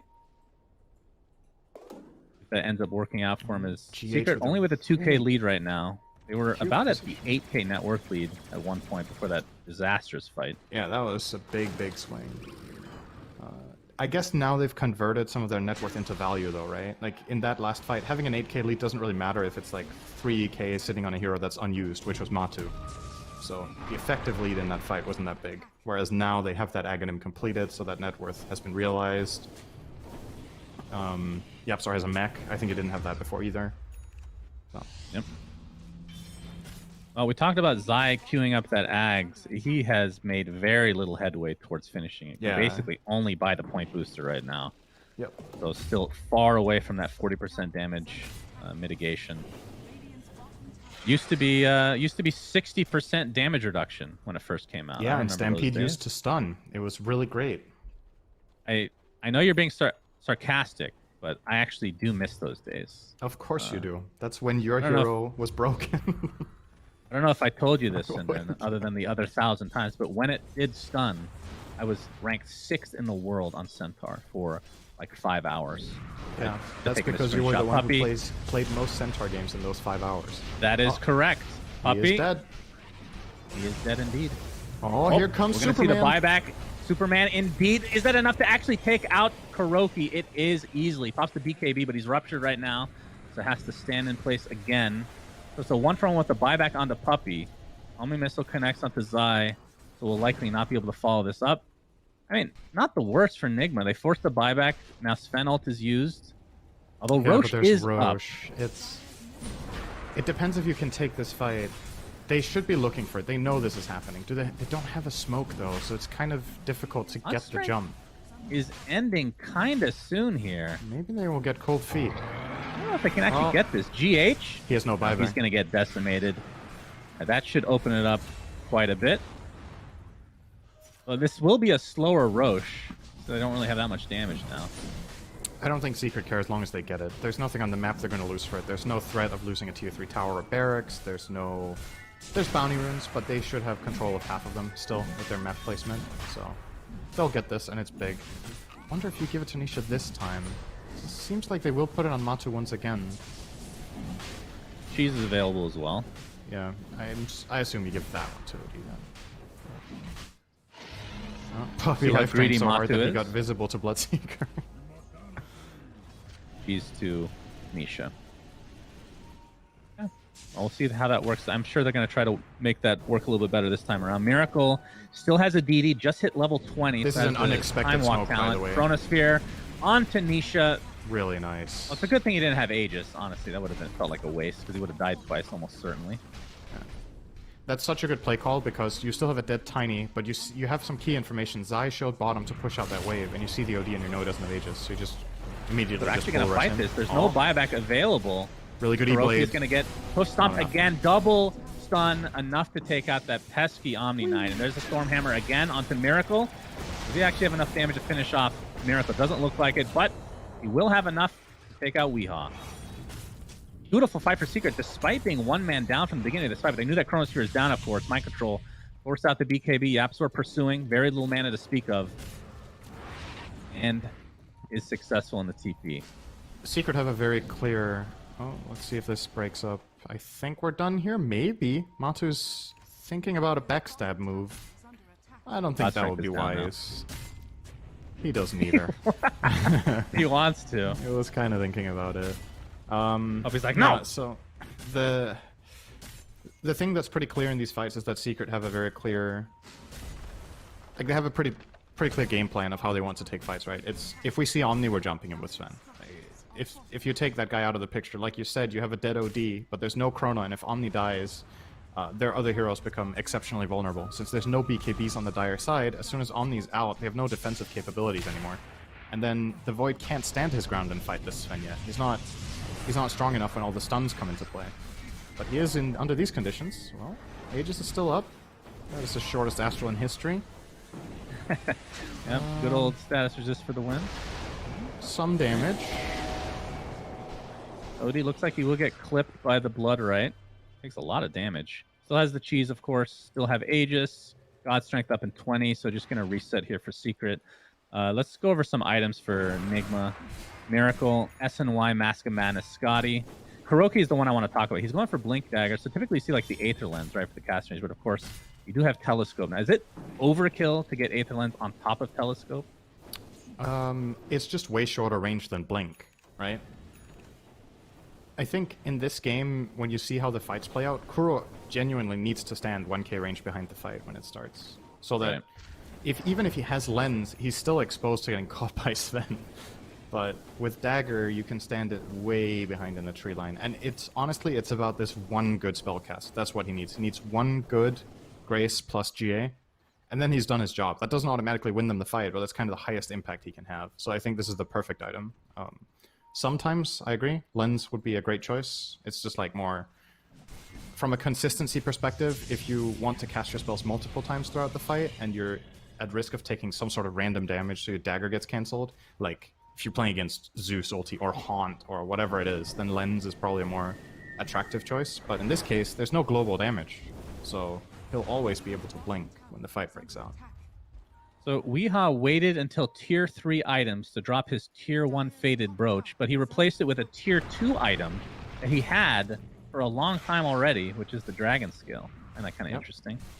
That is very interesting. I don't want to think too much about that. I don't think it makes very much sense. I just like bringing up neutral items as OD gets the Astral off.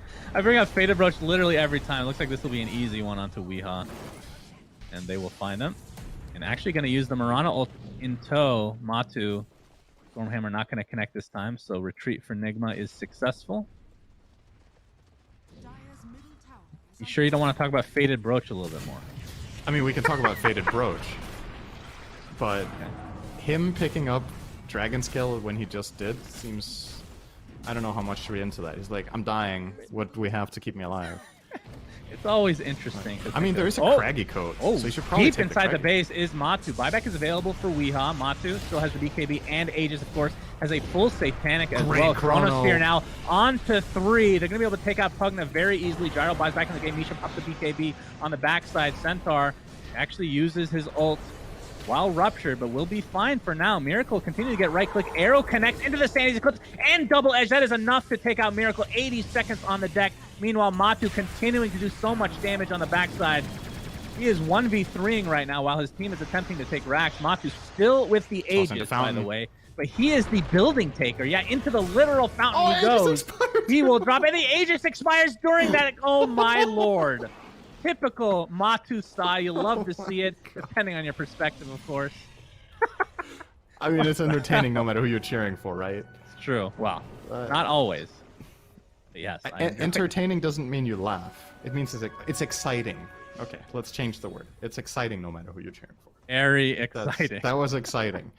Yeah, so a lot of crazy stuff. Honestly, a bit of a scrappy fight. Like, Miracle was completely out in no man's land on his own there. Again, no BKB means when Heavenly Grace ends, he's super susceptible. He just got killed from 60% HP, had no response when these stuns connect and OD gets to wail away at him. So Sven created a lot of space, and I feel like the big problem there was Matu going for the Stormhammer on BS. If he hadn't done that, that was a super good fight for Secret, and there was no buyback on Void, so I think you could have taken the lane of Barracks too. But as soon as he Stormhammers, the BKB was still ready on Mind Control, so he doesn't die, and the counterplays make it easy when you're that far out of position. So a little bit too little bit too wild, probably. And it looks like the Moonlight Shadow will save Zai this time around. I believe, if I clicked on him correctly, yeah, he does have Ags now. We've been hyping it up all game long because it is Centaur and it is Ags. Just gonna get What do you healed up think by about Puppy. this Space Invaders rocket? I think I know that you hate it. First of all, I'm just gonna say that. Hate is a big word. I don't hate it. Well, you hate kids, so it's not a big enough word. What does Space Invaders Most have to do with senses. kids? Well, kids And why play do I Space hate Invaders. kids? Why do you keep saying I hate kids? Because you do. You hate Invoker's voice, and he's a kid. I don't hate that either. You're using hate the word, that voice You're actor using the so word much. hate way too liberally. And Darren, I don't know if you know this, but I'm American, so that's very normal usage of the word True. hate. It's a very, Very common true. trait. Yep. I think it's fine. I understand why people wouldn't like it, though. I personally do like it. I don't love it, but I think it's cool. Why? What are your thoughts, Cinder? I don't know. I hope Valve don't get sued. Oh, that's why you brought it up. I see. No, it wasn't actually. No, it's just. I don't know what the word is. It's one of the crazier items in a way. Oh, they found Miracle's Matu. gonna jump in with that Chronos He's gonna get Spear. saved. So, this is Astral not a Spirit good will engage from save Nigma. him for now. This can't GH possibly on be good. completely wrong side of the river right now. He's just getting right-clicked down very easily. Matu still has the BKB as well. GA is going to be popped, but Tiny just gets cleaved down easily. Nisha, in the meantime, pops the BKB. Still has the cheese. Arrow's not going to connect. And now Nigma on the run. GH buys back into the game. Zai has already used the Stampede. Matu just getting healed from the backside. Puppy with the Aether Lens can stay from a distance. Bloodright looks like it'll connect. Matu has to pop the Satanic in addition. Actually has the Leveler in his inventory as well. Sandy's Eclipse is there. Is this going to be enough to take out anybody right now? As GH bought back into the game. Miracle. A lot of damage mitigation now, but he's getting right-click from Nisha on the backside. They do find the Sven, and Nisha looks to be next. Yes, no cheese. Sandy's Eclipse. Pops the cheese, but he's completely outnumbered right now. Yapsort trying to jump in. Hiroki saving mind control again. Zai trying to help his teammate out. Nisha continuing to right-click. Weeha staying alive throughout all of this. Ups the E-Blade on himself. The Puppy finally gets that kill. Miracle looks to be next. So Secret starting to come back in this fight despite losing Sven relatively early on. It's a 1-for-3 if you want to count that buyback onto GH. That's such a nice Minotaur Horn usage as well. I don't think Nigma accounted for that at all. That Nisha has that item, so when BKB is down, he has another save. And use that Right Horn back. to stay safe again. And yeah, no, it's bad. Like, I think, to me, Nigma recovering that fight and killing Sven was actually a surprising outcome. I think when you chrono Sven, and all you force with it is a Stampede and one Astral, and Sven has like 80% health when he comes out of it and all cooldowns ready, that's probably just flat out a hard disengage at that point. Like, them getting this outcome was not that bad. Mind Control has to use his BKB. Astral's going to save him from the Bloodright. Still ruptured, though. Tower still has a bit of HP, but, you know, the old Retaliate doing work. Will finally take it out. Of course, Give him a bit now of a that the suck building, here, probably. now that the tower is down, they don't really have great building takers with, I guess you do have Pugna, but it is position 5. Duet going to attempt to get this Rax. Still, a lot of time left, so it looks like they'll be successful. Gyro not for another 30. They know that GH bought back already. Miracle is up in 10. Is now level 25. Mr. Sven. How big of a boy is he now? How obese is Sven? Cinderin as the DD. And the growth curve has definitely been stifled a little bit. Probably got a little bit of a ban on his sizing. They went on a bit of a diet temporarily. It's not a very good diet. He still gained weight, but I mean, less. So I guess it's an improvement. It's because he's switched from getting a little supersize exercise. to big meals. Big meal. Oh my. So this is a refresher shard. See if they end up putting this on Sven or not. Backpack And for Nigma now. It is really not- good on him. It's double Satanic BKB and GDS. Hoof stomp initiation, but there. Oh, the arrow connects after the fact. He's in a lot of trouble. As Matu God. just destroys Kuroki. Refresher. And another Stormhammer to finish off a couple more. 3 dead in the blink of a freaking eye. Now Miracle all alone. Gonna have to dodge that arrow. Gets Stormhammered from the backside. There's the hoof stomp, and there is the damage. God, As that Secret. is What a fight. That is such a nasty use of the refresher, right? Like, you see it and you think, yeah, you can get 2 Stormhammers, but it's mainly going to be double God Strength, double Satanic, and BKB, but Matsu just saw an awesome opportunity there. And that is not a play you expect as Nigma, that he gets a double stun. So he jumps the Omni, kills him straight away, and then gets a double stun in the backline afterwards, when Omni is dealt with. It was a flat-out one-shot, by the way. And again, find Omni, kill Omni. Kuro just... he can't get caught by Sven ever in this game. There's just no way. And he did. And then he's dead. That God Strength with that refresher shards. GGs are called. I mean, with this leveler intact, they take these buildings so freaking fast. As GG is called, so game 1 goes to Secret. And we talked about how the OD was a bit of a... I mean, it makes sense, but we just don't see it as often anymore. And it's kind of cool that it worked out quite well for Secret as a result. Yeah, like I said going into the game, I just loved their draft. I thought it was super cool, and I thought, like, if anything, Nigma are just a better team going into this based on power level in the recent series they've played compared to Secret. But I loved Secret's lineup in itself, and I saw what it would do against Nigma's composition. I just wasn't sure they were going to be able to execute it. But they played good Dota this series, or this game so far at least, and I feel like it's fair to say they deserved to win that game. I think they were just that bit better. Yeah, Secret, I think, has a few more games to play versus Nigma. I think Nigma has 1 extra series they've already played. So Secret just needs to continue to win. If they're able to 2-0 this, for example, and then 2-0 their next, they might take the lead over them in terms of the standings. Could they even get second with that? I'm not going to play the math game. You know, I'm American after all, and that's not our strongest suit. They could definitely still get second. Sure. We'll just say that outright and just assume that you're correct. They can. So Weeha's build, very cool. I mean, the panel kind of talked about this before the game. It seemed like it was working quite well, but just felt like it tapered off a bit. And I mean, we've seen Sven in this patch center just go ham over and over and over. Yeah. And it's felt like no difference. I just think they start struggling when the items come into play, right? The only true scaling carry they have with how they build is the Void. And that means if the Chrono doesn't get the job done and somebody gets saved by OD, or if Sven just gets to rampage your backline of your composition, it gets pretty straightforward for Secret in a lot of the fights. That is the downside to this gyro build. It's tempo, it needs to hit when it's strong, and Secret weathered the storm and they were able to pull through. So I have to commend you. I really like your sweater, and I'm not even being sarcastic. It looks I got it from WePlay. Really of course, I didn't good. buy it myself. So I figured either your girlfriend bought it or somebody provided it to you for free, because I've never seen you clothes shopping. Or get I new like it clothes of too. any I'll be kind. honest. I actually really like this, but thank you. I appreciate it. You're welcome, Synderen. This is what friends do. They compliment each other. Yeah, and they watch mean movie recommendations from each other. Well, that's a whole nother story. Anyway, we're gonna gonna take go a quick break. Shannon. Good. Thanks, Cinder. I was just going to break and you interrupted me as usual, but we're gonna take a real break and then come back for game 2 of this series. EGB, your esports betting world. The only place to find the widest choice of popular games and matches to win real money. Choose your bet on a single event or express of several matches with dizzy odds. Serving the market for 7 years with over 800,000 users. Join now to get your bonus for the first deposit up to $600. EGB, you know for sure who's gonna win.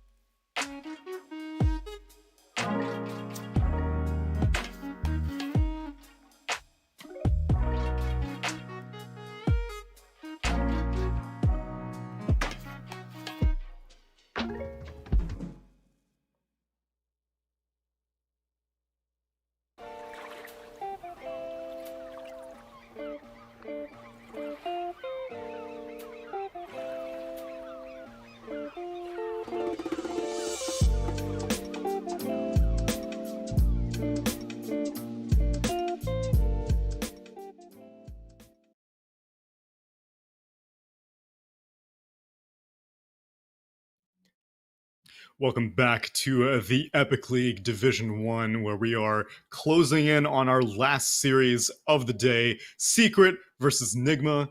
And I was saying before, I was just like, it seems like this Omni Knight hero, like, how do you find any answers for him? And then how foolish of me, T-Gov, to just forget the one hero that has an inbuilt dispel right there, right, for free, right? It's on the house. Ice Frog just gives it to you and says, you know what? Make Omni Knight useless. Go for it. Yeah, this was honestly just... I don't know really how to put it into words, really, because Nigma, their draft, they had moments of just excellence and brilliance in these team fights and just really showing how their team can come together. But then you look towards like the patience from Secret and then how much Yapsor was just popping off with these early arrows and just the way in which they itemized so quickly to become so innately tanky, right? And that was the key thing. Like, as long as there wasn't this big chrono threat, they just were happy to make these plays. And obviously, Matu just being, top net worth the entire game was pretty helpful as well. Yeah, it's like a bit of cat and mouse, right? Just even looking through the items, you've got like Glimmer, Greaves, BKB, Shiva's, Pipe, a Centaur, Aghanims, Evenum, right? That's all Secret. And then you go on the side of Nigma and it's like MKBs and Atoses and E-Blade. There's like Veil, like, please, will you just die already? But obviously they were able to outwit and outlast and survive. Beautiful stuff, honestly. It was like, I was concerned for Secret just in the way it's like, okay, so how are they really going to enter this game outside of like them getting to their items? But the way that Nigma played early on, I think they were forcing it quite heavily and they were trying to make these like very cute plays without chrono. And then they just fell victim to just Secret just outplaying and making the small plays and just the amount of damage, honestly, it's just surprising. Like, I look at the damage stats, like the Pugna doing like 23k damage in the game, and like compared to obviously Nigma, where they're barely touching on like 30k on some of their cores, it's like it's just value. Did any Kind of got to a point. heroes go up in stock for you guys, or I think this was just Secret playing exceptionally well, or Nigma maybe faltering a bit? Is it worth picking the Sven first in that scenario? Yeah, exactly. Would be my question. Do you take the Sven and then let them take the Omni Knight, and then you're like, oh well, we have the Sven versus the Omni, and if you don't take the Omni, then we're gonna take it for ourselves. Yeah, that would make 100% sense, especially when you factor in the dispel, right? And Yeah. will teams think about that? You know, we'll see shortly, I guess, within this draft alone. Will Omni Knight get banned? I still don't know if I can give the OD the big thumbs up yet. I don't know. That's fair. He's all right. You know, I'm still warming up to the hero, but It's like one game, right? Like, that's the thing. Like this strategy. Well, it's been like 2 now. All right. We're getting some OD games here now. We Governor. are Pay starting to attention now. develop a sample size here. I mean, Yeah. the secret OD, right? Like, how many ODs have they played? Have they played more than one? No, I don't think so. I think it was Weehaw last time. There we go. That's what I'm talking about. But no, it's like it's one of those things where when you look at the strat, oh, they just go for the first pick. Wait, is this just Sven? Technically, based on previous logic just stated. Omni is, I mean, oh yep, simple as that. Why not? Oh no! You know what they need? They need to put the Heavenly Grace on a Blink Dagger buying core, so they can blink dodge the dispel and then take the fight with it. Well, we shall see. I guess. No, okay. Huh. Not a fan. I guess they just don't. Maybe they just don't view it as that bad of an issue, because these guys, they've drafted a few times in their lives. They understand how this functions. Now they know the whole holding a hero hostage thing, like they could have done, and like they kind of just did with the Omni Sven duo here. So, all right. Well, are we just gonna go back down the same path, or what are we doing? I don't think Faceless Void is a good path, though. I think that Void definitely struggled that game to remain relevant. They take the Marana instead. Okay. Sure. All right, now Secret Ultimate Flex. Take the Void. Oh, They took your Marana. This is too crazy now. As the patch is getting, it's almost near the end. They could take the Tiny. I'll be okay with them taking the Tiny. Because you had said that, Trent, that one of the reasons that you like Tiny versus Omni is that you like someone who can immediately target the Omni, get on top of him, force him to either blow him spells on himself or something else. Or, Rubik, also a classic Omni counter. The age-old, this was the every single game counter for Omni for a very long time, right? Where it pretty much always got banned if you picked Omni. And it's even better now because of the bonuses, I guess, for Rubik, right? Exactly that. I think it was also in Division 2 we were seeing Morphling as another answer to the Omni as well, just to steal the Heavenly Grace. Right, that's the main thing. Right. And, for Secret, just well-rounded opening, and for Nigma, we're gonna have to look how they're gonna really. If this is your support duo, you don't have that good lockdown realistically. The fight is great once you get the skirmishes going, but it's kind of the same concerns that we had when we looked at Secret Sign Up in that previous game, right? It's like, okay, so what are they really going to do to enter into the game? And then you have to ask yourself this as well. Like, it's good for lane where Moran is chipping and Omni sustaining, but what's the kind of the next plan? And that's what I hope to see Nigma complement with the core picks. Feels like they need like their little block, right? Is it going to be a Mag +1? Is it going to be a Venge +1? Like we're doing a Drow draft, we're doing a Mag draft. That would be my thoughts as I'm banning right now with Secret. And they've already removed one of them with like the PA being gone, right? I think I wouldn't mind Mag for sure in the offlane role, especially. Yeah. But just keeping it open. Yeah, Mind Control has definitely dipped his hand in the Mag quite frequently. As for the second phase bans, the PA, the Bat Rider, which Bat Rider has flex potential. Mind Control and Weehaw have both been playing it fairly frequently. And as for Nigma, they ban out the Morphling and the Leshrac. Interesting thing as well, in the second game of the series, both teams are on, the same. Actually, no, obviously now Secret is Dire, but in terms of draft order, it's the same. Sorry, they just swapped sides. It also, I always love just knowing what teams are actually picking. I really wish that we just found out. It was like a big statement when the game loaded in, like Secret selected, Nigma selected. Alas, maybe I'd next like to series. see a little coin flip animation too. You know, They that'd do be that in the exciting. lobby. In the lobby. Yeah, you we're, get to but see you we it. guys wanna don't get to feel see it. it. Yeah. Yeah, I love how they put an animation too. You said just do like the little slash flip. Right. It's like PowerPoint, you know, It it's like is. super. It's good. It's quality. Sometimes it lands perfectly vertically. You have to reflip it. I'll put in all the realistic stuff. Yeah. Okay, that's not true. Okay, I was about You to guys say. really? You I guys was- look I really have not been in convinced. enough lobbies that I was just like, Wow, whoa. you guys were Mine was really supposed to be convinced. This is the thing is though, like realistically, how many people watching the game right now actually have seen that coin flip? How Not many many. viewers have captain's mode? So like they probably have no idea what we're talking about. It's gonna be you Google it. The coin exists. I don't believe it. Next pick for Secret then. Probably a puppy hero, right? I think we're pretty good on this being a Yaps or Rubik. Is there anything that's worth snagging up that's not a puppy hero right now? That they Not could really. steal, unless they want the mag, right? Pick though, the draft order normally is the core that's required, an open hero or just a good hero, and then you pick your position 5 to enter second phase. So for me, I'm thinking like Enchantress probably just kind of fits the bill. Yeah. Or No, they they- get but the see, that's the Magnus. steal though. That's the big brain. Yeah. So, And now that takes away your 1+, and then now it's like, okay, well, we could still Venge draft it if we want, but then you're Venge drafting into a mag lineup, which I don't know, feels pretty good. Is Omni +1 not enough of a block? Did you want more on top of the block? I don't know. It's just like it's good. I suppose like, I shouldn't short sell the Omni. I feel like Omni without Sven is just a different tier. True. You know what I mean? It's like Slardar and another hero. It's not the same as like Slardar PA. eh? But yeah, that's a good point because then your Venge draft gets really weird if they have to do Venge Omni. Fair enough. So Thompson had played mid-tide earlier, but for Nigma, I'm anticipating it's more mind control. Yeah, Okay. for sure. Unless Weehar's going to whip out a brand new hero. Hit up the but Pro that's very Tracker uncanny. right now, T-Gov. Yeah, I can see Weehar doing it. I'm looking. It's not there. All right, it isn't. All right.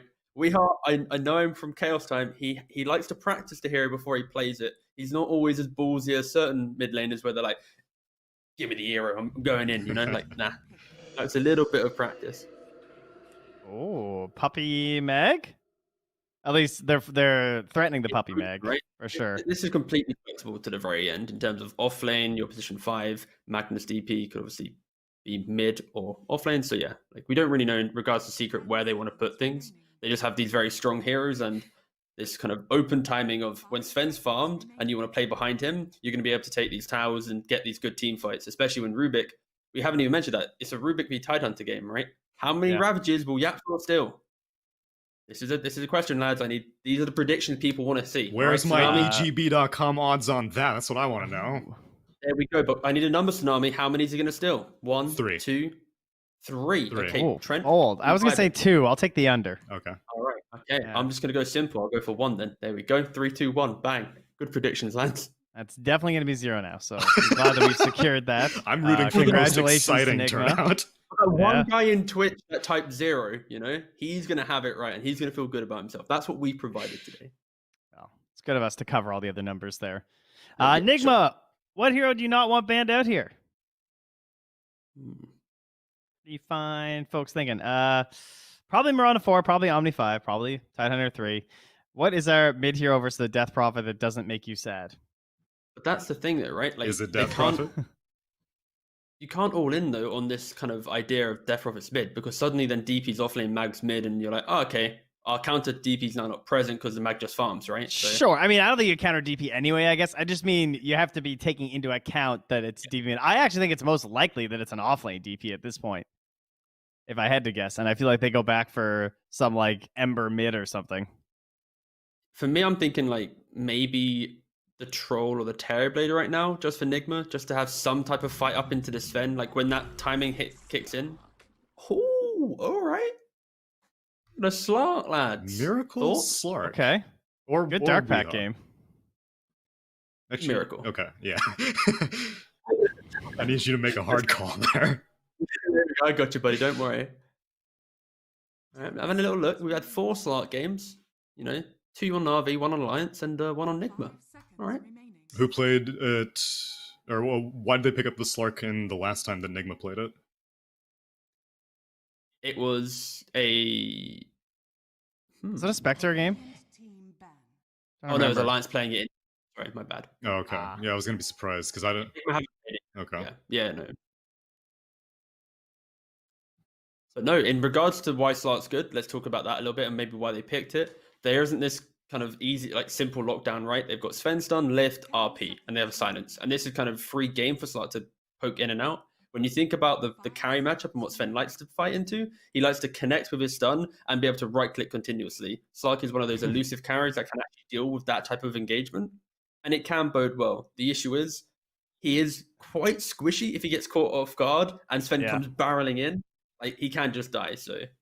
This reminds me of those Pugna lineups that people were running. I think it was at the start of this patch where everyone was utilizing this like never return to your side of the river, and you would just keep life draining the Slark, right? And just like giving him all his HP and everything and keeping him active the whole time. That kind of looks like the game plan from Nigma that I see right now. It's just like full on aggro the entire time. I think my one question for Nigma is how do they, right now, without their mid-heroes shown, how do they ever contest Secret just wanting to sit back and farm? Like, how are you stopping this Sven just farming stacks from Magnus just moving around making his plays? Like, Secret are basically allowed to hit their big team timing, and Nigma, their lineup is somewhat defensive, right? They want the Tide to sit in front of the tower, then the Slark will come connect after, and Omni Knight's kind of chipping from behind. But there isn't that kind of clean entry of damage, and I think that bodes well for Secret, where, again, like I said, they just get to farm up to when they're ready to go and look for a fight. Yeah, it looks like they need an invasion hero for sure. Like Invoker would be nice for like the scouting plays and the alacrities, but like a spirit, right? Like an Ember or something looks pretty good. I think for both teams, Ember looks pretty solid right now. Like I want to, if I'm Nigma, I want to utilize Slark's vision advantages to like go in, de-ward, and I want to make it so that Sven does not feel safe like going back into his part of the jungle, right? You're saying we need a hero that can go aggressive, can maybe do some magic damage, can maybe buy a veil. And maybe be called Gyrocopter. Well, they banned the Lena. I was thinking that Mirana was starting to fill a lot of those bullets for you there. I thought you were about to say Bloodseeker. That is very... No, but this could actually be the time where Nigma, for example, could go for the OD themselves, right? Oh no, it's banned out from Secret. My bad, just saw it. Moving on. It's too good. It was actually, that was a very good hero, but, second phase ban. Well played, Secret. 1 second of reserve time. Are they Oh, no, I thought they random for a second. Okay. Just a Viper. So, still slight flexibility. In case we want our Tide mid, right? Just in case. We don't, by the way. But thank you. Realistically, it's just going to be the Wii playing the Viper. Oh. Yeah, it's just weird to see it back in the mid. Ever since he got that turtle cosmetic, it's just been an offlaner. But Nigma versus Nigma. Nice. This is a nice Enigma pick. Like, where's the stop to the black hole, right? Even without the BKB, there isn't that kind of instant stun. There's literally Arrow and Ravage. So if all I have to do is sit back and think, have these two spells been used? And it's like, yes. They have so much ground targeted stuff that the Slark, even when he goes into Shadow Dance, he is not going to feel safe at all. Yeah, actually, everyone has something. Yeah. Like Sven can like cleave you, Ruba can toss people on you. Oof. But no, I'll kind of go back to the point I made earlier about how Nigma's lineup feels like they don't really want to go too active early on. Like Weehar's going to want to hit some creeps for a little bit. Slark needs some creeps to hit for a little bit. And that, even though it's a small window of time, they might buy enough time for Secret just to feel comfortable in actually taking these earlier fights. So yeah, I think this is a free Enigma game. No. Atos, Viper, aggro. Okay. Take the stacks. Nigma what happens if they fail one engagement? And that Atos Viper. We don't talk about that. Atos Viper never fails. Right? Okay, I'm Mantrent. All right, you got this. So you're Zero going deaths with, Viper, clearly. Enigma then, yeah? Yep. All right. Well, I guess I'm the Enigma fan, the Secret. Perfect. 50-50 split. That's what I like to see. You can go to egb.com if you like the different odds, or you can click the banner below the stream, or you can just sit back and listen to our casters, Sunsfan and Cinderin. Thank you very much. Right. Sorry. Go ahead and do the intro, No, no, no. Synderen. That was it. No, no, no. We're always right, so you don't need the odds. So who are you picking if you're always right, Synderen? I like Secret a lot this game. Really? For a couple of reasons. First of all, their showing in game 1 has me pretty confident in their ability today to win this series straight up. And from how the draft developed right before Nigma picked Slark, I think that was a really big turning point of the draft where Kuro seemed very confident in where he was going with things. And then they started digging so deep in their reserve time when this DP got picked. I'm pretty sure that Nigma wanted that hero as their own 4th pick, and it got denied away from them. And the problem with this in their strategy is when your first 3 picks include Omni and Tide, your lineup is very one-dimensional, right? It can go to a spot, it can team fight, but it has no catch, and then it has some okay wave clear, but it's slow. Like, the heroes don't move fast, they don't gank. So what do? You deny one of the best heroes for grouping up like that and doing it, and who can also protect the towers itself in the DP. And we're going to maybe see GH actually have to skill leap if he wants to live. It might be fine. He's fine. Looks like he'll walk away. Matu, Stormhammer in 3 seconds. Yeah, not... So if this breaks up... Right, we have a pause. I wanted to finish off my trail of thought here. Please, what ends take the up next happening, 10 minutes for that. Yeah, exactly. So, just like last game, I really love the draft of this series more than any game we've cast in quite a while, I would say. It's just been super interesting to watch how they adapt. So, Nigma are like, okay, we can't find the hero that we want for this playstyle, or maybe they had an entirely different plan to begin with. I mean, I don't know. It didn't look like that to me. So they settle for the Slark, who is really good with Omni and has some good hero matchups, but doesn't really play the same type of game a lot of the time as Omni and Tide do in that type of composition. So Secret identify this, and they're like, okay, well, when can this ball of a lineup go into us and take out towers if we just have insane teamfight and wave clear? So they have Enigma for the Black Hole, which the panel covered is basically relatively uncountered and is super good against Slark and Tide. You've got the RP threat. You've got insane wave clear between Rubik and DP, and the Sven just farming. So now you're kind of one-upping Nigma, and you're saying, well, if you guys aren't able to push our towers, we're going to beat you late game. So now you have to. I think if Nigma plays slow, I think their chances of winning this game are really slim. I just don't think their lineup scales well enough against what they're facing. So now you kind of told them, hey guys, you have to come push us. Can you do it or not? And what do you have to push with? A Viper? It looks tricky to me to pull it off. Looks tricky. It looks like Weeha is using the Dota Cinema Teenage Mutant Ninja Viper sets, and so that's going to give him a leg up. I think there's kind of this misconception. To everything I said. Like, I'm really questioning if you're listening to anything I say ever at all. I think we've established many times that neither of us listen to each other at all. Neither of us know what we're talking about. We're basically just both solo casting while taking breaks in between, right? We're just tag team. It's great. But no, I did listen to a portion of what you said, and I do agree. Oh, wow. Nice. The team fight, like the Enigma one, that was a really good last pick. It's a super good last pick this game, I think. I mean, they already were having trouble against the team fight, but with Enigma, obviously you can't dark pack that. You can't do literally anything, especially once you get the BKB. You don't have any piercing whatsoever, unless you get like an abyssal, I will say, I suppose. Though, like, for the Nigma fans out there, I feel like there is a brief moment of opportunity in this game where if they really execute to a T here, I think they have an invasion opportunity. Like, when Slark has his first item, Omni Knight has his levels, Viper has an Atos, and Tide has some sort of team item, there might be opportunities where they can like poke and prod and catch individual heroes off guard with like a Slark Diffusal, for example. Or he could go for the Silver Edge as well if he wants to go that route. And if the fights don't naturally become these like big clusters, it's tricky to use dire spells, right? Enigma wants a big black hole on 2 or 3 heroes. Magnus wants an RP on 2 or 3 heroes. If you only like feed them this Slark opportunity all the time, you need to second guess yourself. Is he casting Dark Pact? Are we going to get him? If we get him, is Omni in range to save with Heavenly Grace? So it's not like that straightforward to kill the Slark. But again, I feel like it's Nigma who have to make the move, because if they just sit back and chill and farm as well with their tight Slark lineup, I just think eventually it doesn't even matter. Right. how farmed Miracle Well, gets. another issue, and you kind of brought this up, but he hadn't skilled it yet, was Leap. He actually ended up taking it after he had already kind of gotten out of range. Oh, So now he's stuck with Leap until he hits this level that 2. is not good. They have 0 kill potential without that. 3 but versus 3 lane. It is a try-v-try, old school style here. Puppey has Skewer available.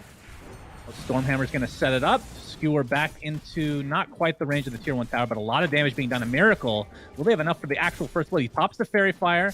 Will live as a result. Yapzor, in the meantime, looks like they might turn this around.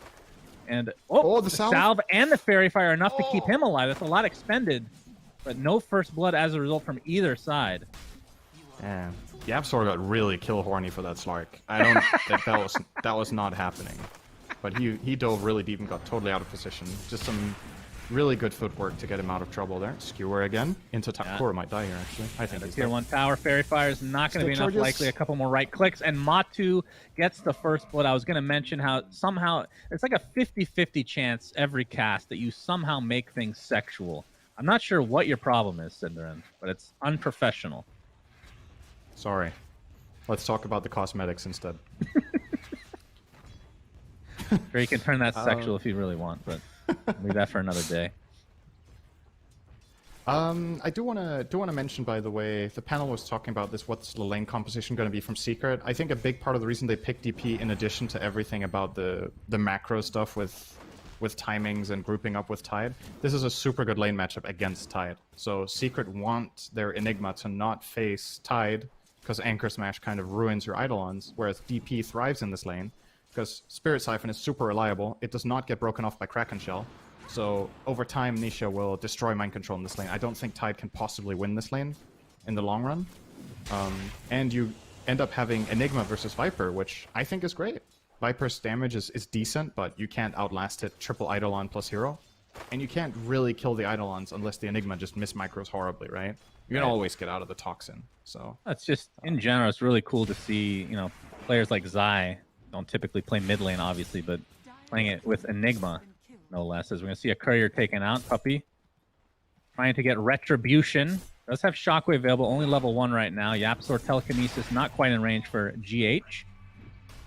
Like this will break up the fight overall, but the Enigma versus Viper mid lane, I don't think there's going to be a kill either way, like in a 1v1 without help. But I feel like, I don't know, would you agree with this, that Enigma is one of those heroes that is just like very deceptive in the fact that he takes advantage of items better than most heroes. Like if he gets a good farm, he is one of the best heroes in the game.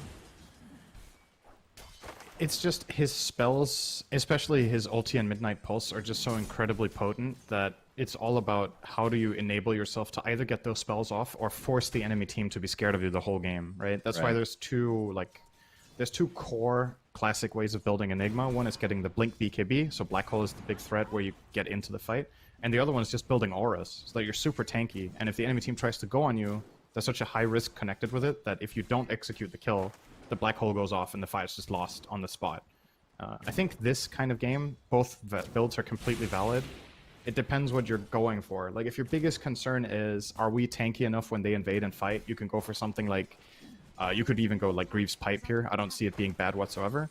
If you like the killing aspect of it, you go the Blink BKB, which is also awesome. So, like, what a luxurious position to be in as last pick Enigma, right? You can kind of choose, based on how the first 10 minutes go, what your team needs and just pull out the best possible items for them. Weehaw picks up a Haste Rune, posturing towards that top lane now as the lane is pushed under the tier 1. Puppey level 2 still has that skewer available. Weehaw level 5 with GH. Oh, this right is a behind. good They're going to Haste leap Rune. in. Actually blocks in GH a little bit, looking for an arrow. Will connect onto Puppey, but they have their sight set on Yapzor, looks like. But Puppey's going to skewer out to relative safety right now as Matu gets off the Stormhammer. They will find Rubik in the end. A lot of diving They going on, only but with get that one haste kill. there, This is afforded not. that. That's not that good. They got one Rubik, and it cost Viper, I want to say, a full wave. He might be getting a lot of it in his tower now. Maybe it wasn't that bad, but yeah. Oh, Puppey's even gonna steal their bounty rune just to spite him. If he kills GH now too, that's a good position from. All right, well, Omni Knight there, just in time. Actually, Got a a cute little play bit from easier. Puppy. He tried to skewer him into the creep. Oh my god, those Yaps are gonna... Oh no. I meant Zai. He got him with the last Eidolon hit. He ran over his army the whole way. And killed GH. Looking at net worth Nice. right now, Secret definitely in the lead. Just not just the net worth for the game itself, but the 3 cores top of the board right now. So off to Their a laning good matchups start. are just amazing. This is... I think this is the perfect laning they could have in terms of what heroes they place where. I can't optimize this in any way. It's just super good. From Nigma's perspective, do you need to change something? Because obviously you don't want this to continue. It's just going to snowball. Yeah, I feel like you might need to try to break the lanes. Like maybe when Viper hits 6, which has happened, either Viper rotates or you gank mid with Mirana or something like this. And they are splitting it up, right? They can't keep these lanes. They're going to lose all 3. So eventually they're going to make a move bottom. Viper will farm this stack very nicely with Nether Toxin, so that's something. The issue is, once again, the nature of their lineup, right? If their lanes go bad, the play potential is almost non-existent. Slark needs an item. You need an Atos maybe on Viper before you can Mind really catch stuff. control Tide just is getting mega dead. completely dumpstered in mid. Black Doesn't even hole have too. Ravage. You can see the black hole already expended for Weehaw, who only gets off 1 right click. The arrow did connect for GH, but now he just has to run away. The Exorcism was Mid-tower already minute used, and the 6. Tier 1 tower already dead at 6.5 minutes, Synderen. Shannon, this is real bad. This is the shapings of a stomp bigger than what I thought it was going to be. I don't want to say it too early. It's 7 minutes in, but this is a dream start for Team Secret to this game. This is very, very good. They're sure. so far ahead on all 3 cores. All 3 of them have a 1k lead against their counterparts 7 minutes in. They take the best tier 1 tower in the game after 6:30, and they get a core kill to boot, and they get to use their black hole this early, which is usually not that easy to pull off, but they find a use for it. So even that cooldown is being expended. And again, I'm thinking about this. If I'm in Team Nigma's shoes here, what is my play? If I'm having a trouble with vision of both teams, of imagining what exactly I want to do, I'm a little bit concerned if they're going to find that key moment. You obviously have to play for finding it, right? I think it has to come from Viper. That is the hero that can do it. But what's the play? Is it to farm up the Atos and then make it? Or are you desperate already to start diving? He is going to go on Zai here between the towers, but now he's super exposed. He's horribly out of position. Misha. And they're just going to TP in. It's off the Spirit Siphon. He's Puppy dead. is here from the other side as well. Arrow's going to connect onto a creep. The shock, or the skewer, I should say, into the Tier 1. Very easy cleanup. Weehaw a little bit out of position, but a lot of people did come to this lane, which will open it up a little bit for Miracle, who's still level 5 right now in this top lane. As we hear Sven actually going for a stack very early on as well, so the lead just continuing in terms of net worth to snowball in Secret's favor. As another stack right next to him as well. That is a beautiful thing to see That's if you're dirty. a Secret fan. And in terms of the build, you were right, Enigma. I mean, you're right. There's only a couple different builds you can go, but we'll be going for the mech. I assume Greaves at some point. Not really worried about anybody Pipe looks canceling so that, solid. that black hole. What's that? Mech Pipe just looks so solid in this game. I think the Radiant is a little bit starved for damage that early on. So if Enigma can keep them alive, then top lane, they're gonna dive Yap. This could work out. Level Looks to be a 3, Rubik will be taken out Okay. finally. It's an Agi. Indeed. To Agi permanently in his favor. Tier 1 tower still relatively healthy, but I doubt Secret will try to defend this. Instead, they will most likely transition to the bot lane to try to get a trade of sorts. As Matu taking out ancient stacks now. So his lead continuing to balloon. Pretty out of control right now. Misha has Exorcism, Zai's Black Hole up in 30 seconds. We'll try to take out this Tier 1 tower. Exorcism, he activated. Can Nigma trade at the very least? If you're not looking to defend this tower, you really want to make your own play in the top lane. Miracle is going at it. It looks like they have enough control to at least get the trade. So given the state of the game, I think you take that as Nigma right now. Anything even is okay because you're flat out being dominated. So the relative difference will, hopefully for them, diminish a bit over time. But again, we need to see those movements, right? We need to see the Atos come into play so that you stop the Sven. it's kind of crazy to think about, right? You're playing into a lineup that has Mag, Enigma, Sven, and they won all 3 lanes. How scary is that prospect for a game? That's pretty insane. Although they do that is end up worrisome. ravaging here into the arrow. The Moonlight Shadow set all this up, so they will find a very important kill in the Enigma. 30 good. seconds on the deck. Still has Black Hole available once he's up, though, and Mech can be purchased in a couple hundred gold for Zai. But Miracle, I think, yeah, Miracle bought the tome. He's leaving it in his inventory. So I guess he's going to use it himself. Yeah, I wonder if it's better on him or the Viper. It probably is better on him. He was tri-laned, right? If you're tri-laned as a carry, you're kind of start for levels. Usually one of the supports will take the tome regardless at that point. But your choices on supports are between a level 6 Mirana or a level 5 Omni, whose ulti is not going to be a game changer here. And he will get it eventually anyway. So I think ramp up your Slark, make him as strong as he can be. Not sure how sold I am on Miracle's drum into Diffusal. I'm a little bit, once again, worried that it takes too long. But at the same time, like, how strong is this hero really with just a Diffusal face boots when the start went like this? I don't know. Matu taking heavy damage with the Star Storm in addition to Anchor Smash Gush combination. Reinforcements have come in for Secret, though. Ask of Madness online from Matu. good skewer. Nice skewer from Puppy. Into the RP. he RP'd Why the not? When lead you're too. position 5, Magnus, solo RPs feel just fine. But having said that, Awesome Cinder, skill usage you're right, there from Puppy. What's that? That was just awesome skill usage. He identified that the Mirana was probably TPing out and didn't want to waste a leap charge. So he went for a Fog Shockwave into Skewer. He pulled her in range of that Skewer to cancel the TP, and then he RP'd mid-leap. That was really, really nice. Good Going stuff. back to Miracle's drum build, indicate to you that they want to fight a lot early? I think so. I'm not really a Slarg expert. I'm not here to say whether this was better than getting Diffusal first. I just think the logic has to be fight, fight, fight, right? Yeah, Pounce looked like he was going to connect, but just barely out of range there for Miracle. He's posturing. He really wants to fight now. Level 9 after using that tome. Kuroki's still level 5, by the way.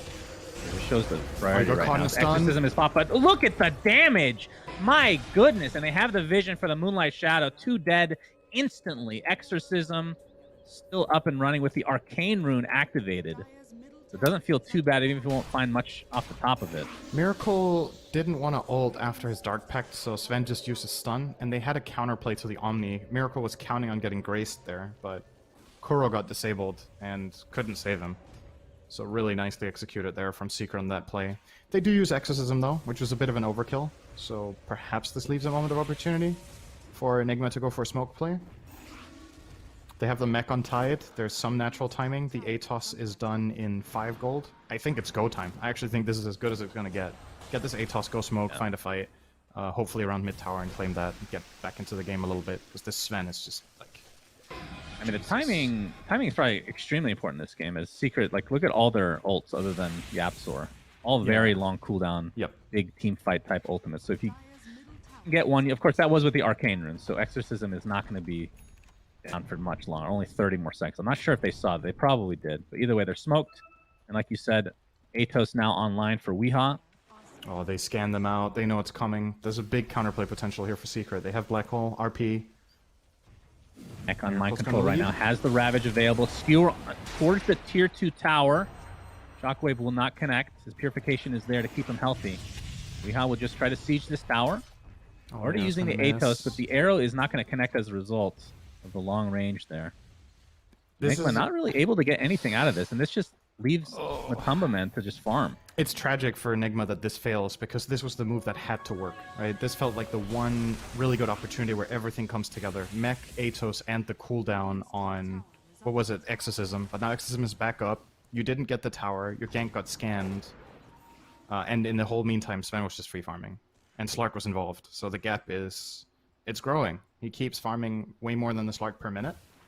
And that level 15, you look away for a moment, he has a Dispel suddenly, BKB. Once BKB comes up, like we talked about from Enigma's perspective, it's easy for Enigma to get a Black Hole off. What's gonna stop Sven? There's a Viper Strike. That's it. Very true. Oh, Yapsor actually steals Moonlight Shadow. GH leaping away now. They're smoked right now. I don't Moonlight shadowed as well. Now, Blink Dagger is not very far away for Puppey. Position 5 Magnus with almost a Blink He Dagger is now. That's going having to a be pretty very good big, game. which kind of leaves the opportunity for Zai not to have to force the Blink himself for a while. I assume it said Pipe after the mech, but maybe BKB as well. Something like that. Before the Yeah, Blink there's Dagger comes different in. options for sure. I wonder why he wants the Greaves that much. There's nothing here he really dispels. What does he dispel? Gush? The armor is decent against Slark, I suppose, when heroes get low. But either way, it's still great. Finished it. There's nothing wrong with it. I don't know if it's the flat out best purchase here, but it's definitely solid. So Purge off Diffusal as well. Once that's that up is true. and running In for anticipation Miracle. of Diffusal, that could be a thing. Very true. Miracle, wow. Takes such heavy damage just from a Stormhammer and a couple right clicks. Guess it purges off Not too- poison attack as well. Off what? Poison attack. That's dispellable. Probably. Viper's Orb is Yeah. dispellable, so he could remove that too, which can actually make a pretty big difference. That's a lot better than I thought at first, because that is often what will kill you. As Enigma in this game will be all that damage building up over time, and you can remove all those stacks. So, decent. Like Weeha's working on a Blink for himself as well. That's interesting. So it's going to be a Blink Atos for him. Is he Just going wants to Blink be on able to Tide? catch Yeah. people out. That's the call, right? We need to Vessel in this Lark, basically. We have to set him up for success, and how do we do that if we can't initiate? So Viper is going to probably try to blink in and catch either the Magnus or the Enigma, and then that will hopefully set them up for Ravage, and then this Lark can get to play. I like the thought process from Nigma a lot here. I think it's identifying the state of the game and what you need to do to win. I still think they're in a lot of trouble, but they're taking the right steps to give themselves a chance at finding the type of fight that can bring them back in the game. Matu, though, I mean, look at that network lead. Absolute That is monster. absurd. BKB now.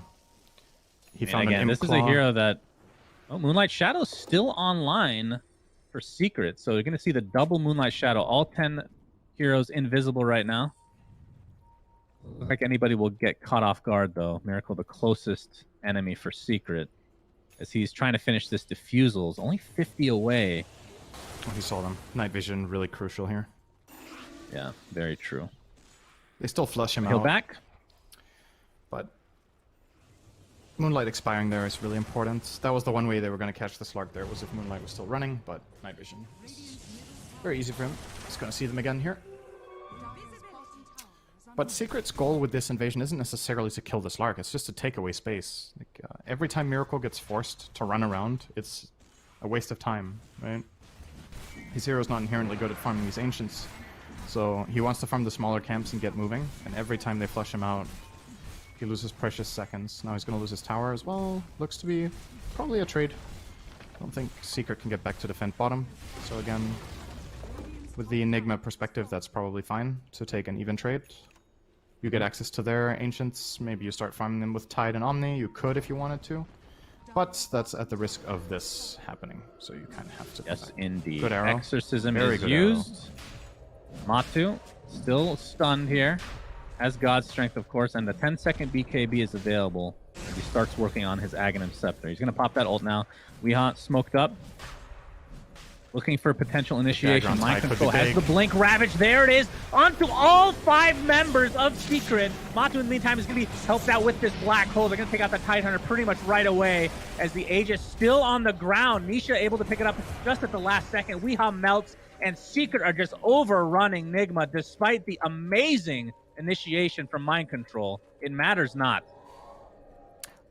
I think when... I was clicking the Viper when that fight started. I think he didn't have his dagger yet. I think only Tide had it. If there's a dagger on Viper, he can connect on this Ravage, and I think that can actually kill the Sven on the spot. Instead, a very, very quick Greaves into Black Hole comes out from Zai, and then Sven gets to hit 3 times, and you know how it goes when Sven hits heroes. 2-man RP from Puppey with his dagger, and that fight is just done and dusted, but that was a good try from Nigma. That was... If Viper had the dagger, that's the only thing I think they could have executed better in that initiation. It's just hard. It's really, really hard to go into this team. Now you're sitting at a 10k deficit at the 20-minute mark. Pretty absurd. As I believe Zai has a Blink Dagger coming, if I'm not mistaken. Indeed. So now they have the double bubble initiation with the RP Black Hole. Both with Blink Daggers. Miracle has a double damage, of course. Diffusal is there. Telekinesis, they catch him off guard. Look at the layering. Beautifully done from Secret. Perfect initiation, perfect layering. No time to Dark Pact anything off. Oh yeah, as a slight side note, by the way, to that Roche fight, I forgot to talk about that. Yapsor stole Leap. He didn't even get a good spell steal. Like, that could have been even better from Secret, but I think he got surprised by the Tide Blink Ravage, so he wasn't ready to steal it when he came in. Next time around, Yapsor is going to be more ready for what's coming his way, and he will get a better spell than that. And things are going to be even worse. But that's like Heard it here first. It's only going to get worse. Cinder in 2020. I mean, that's Good pretty year much for that. 2020, though, isn't it? This is true. The tier 2 tower looks to be dead. Matu only 900 away from Aghanim Scepter. You know, now that we have a little bit of time, what do you think they're going to do to nerf Sven? I have a couple of theories. I want to hear what you think first. I think the best solution is Stormhammer talent goes to level 20, and the Stormhammer cooldown talent goes to level 15, and then it's -3 instead of -5. I think that's enough. That's enough. That's a really big Interesting. nerf, in my opinion. Hey, I'm not saying that's not a big nerf, but okay. As Weeha looks like he'll be found out here from. Oh my. Okay. Well, that just happened. In the meantime, though, Zai surrounded. The Yule's into the arrow. It looks like Nigma will be able to get a trade of sorts. Decent. I was gonna say, in addition to like the talent thing, I was thinking that as well. But I don't think you should get a free hit from Ags. I don't understand what the point of that is to get that free hit. Get rid of that. I think you don't nerf both things. Because then I think the hero just gets hit too hard. I don't like this. When a hero is powerful and it gets over-nerfed, it's kind of a shame that the hero just flat out Unless it's completely Naga destroys. Siren. Like, no, it's still nice if the heroes feel, feel valuable and feel useful. Like, if Sven gets hit with both of those nerfs at the same time, I think you just dumpster him. Like, that's just... Really? That's a lot. Yeah, if you nerf his Ags that hard, it's a huge part of the item that you get the free hit. You take that away, and you nerf his talents in the same fell swoop. That's pretty big. I know a lot of people would love it. Like, I understand that it's frustrating to play against this hero. I'm a support player myself. I know what it feels like. But like, putting your emotions aside a little bit, I think I maybe that's know a what little it bit too feels like to be two-shot and go 1 and 19 one on shot. Pudge. One shot. But you win, Cinder, and that's all that matters is you win. Yeah. Yeah, I think that's one of the two. I like your solution too. I think that's also just implement that and see what happens. But it's also around the macro changes, because if we assume the patch would not only change Sven, but also change the map or the gold economy or how much you get from neutrals or stacking, all of these things play in harmony. I mean, if they don't touch Cleave, he's still going to be a farming monster, right? That doesn't really That's change another thing anything. you could nerf is Cleave. I feel like Cleave's AoE has got absurd over time. Both Great Cleave and Battle Fury. The search radius for who gets hit is kind of crazy, actually. So I think the only thing with a larger Cleave is Kunkka, if I'm not mistaken. That's the only one I can think of, at least off the top of my head. so. And that's Crit. one hit. Tier Yeah, 2 what if tower Great at Cleave had a half health cooldown, huh? already. Control available with that Blink Ravage. It's going to connect onto 2. Nice. Matu is done. That was No pretty Aegis. It is on Misha right now. Might have to expend it here, though. He's just going to get right-click down relatively easily from Nigma's perspective. On the side, Puppy gets scanned out. They know that he's in this vicinity. He's going to jump back in. BKB pop by Nisha along with the Exorcism. No buyback onto Sven. They're fighting 4v5. They're very confident right now. As Zai... alive right now as Yapsor continuing to try to run away. Took the arrow. Not exactly what he's probably looking for there, but either way, it'll be a 2-for-1. Nigma trying to continue the chase here. Arrow's not going to connect from the backside. Miracle pops the drum. Zai blinks away to safety. Can find one more kill. This will be huge. Diffusal Blade, but there's the Atos to cancel that TP. A very big kill onto Zai, and of course, earlier Matu. That was very, very nicely done from Nigma. The initial jump on the Sven was super crisp. Blink Ravage into Arrow, and it's hard for Puppy to make a counterplay there. That's something that Secret's lineup doesn't have. It doesn't have a save. So the Uh-oh, counterplays that they Nisha. have are these big ults. Oh, Nisha. It'll Wanted be the a bounty, they're huge ready. kill. Arrow going to be dodged thanks to the Yule. Spear out. Looks like it's going to be the death of Puppy. Matu's there to try to assist, but Nisha is mega dead. All right. The rest of Secret have to get the hell out of dodge right now. The Apps are continuing to get chased. I don't You got think- Yule Ooh. here. Oh, that was actually a really good tree, but they're going to set this Yule's up into the arrow, and that is another death in favor of Nigma. Oh, I've seen This this is last definitely game. a good way to get back into the game is Kuroki. Purification. Keeps him healthy for now. Sven didn't ult Matu for just that. has He to didn't wait. want to. Yeah. Honestly, feels a little bit like a repeat of last game, right? Secret built this big advantage, then there's one bad moment, they lose some ground, and then Sven starts jumping on me. So it's the same game again. But that was really nicely done from Nigma. They pulled back. That was about half of the advantage of Secret gone. They had 10k lead, now it's down to 5. They lost some bounty runes. There's still those to claim at the top lane. They lose tower. And they reset. And Slark is going to get a Scotty off this almost. This is not over yet. That was a huge swing. If you look at the win expectancy there, it basically went from about 85 to 50. 50-50, huh? Yep, that is something. Indeed. I still personally do not feel like this is a 50-50 game in this skill level, but you're definitely starting to see the possibility that the Radiant lineup can pull this off, and it is going to come from initiations like that one, catching the Sven, who cannot get saved. That is your key play. Yep, for sure. Scouting the jungle is Nigma, but not going to find anybody at this current point in time. And like you said, Miracle, 600 away from Scotty. That's a pretty big pickup. I think Puppy on this mag with this amount of gold should probably be prioritizing an item that saves Sven in situations like this. Just a simple Glimmer Cape where he blink glimmers and skewers the enemy team away, will get himself killed, but could save the Sven in a situation like that, and that could be big. Or building for a Solar Crest against the Slark. Going for Ghost Scepter here, I'm not sure if the value he gets against Slark is enough to justify this. But maybe the logic is he can blink in and create space and stay alive. Possibly. That's the thought process. Stay alive a little bit longer. Right. If you're Just long getting enough for soloed his by teammates to get key spells off. It could be a thing. Well, Miracle has the Scotty now, but no buyback to speak of. GH will find Matu, gets the arrow off. Mind Control does have Ravage available.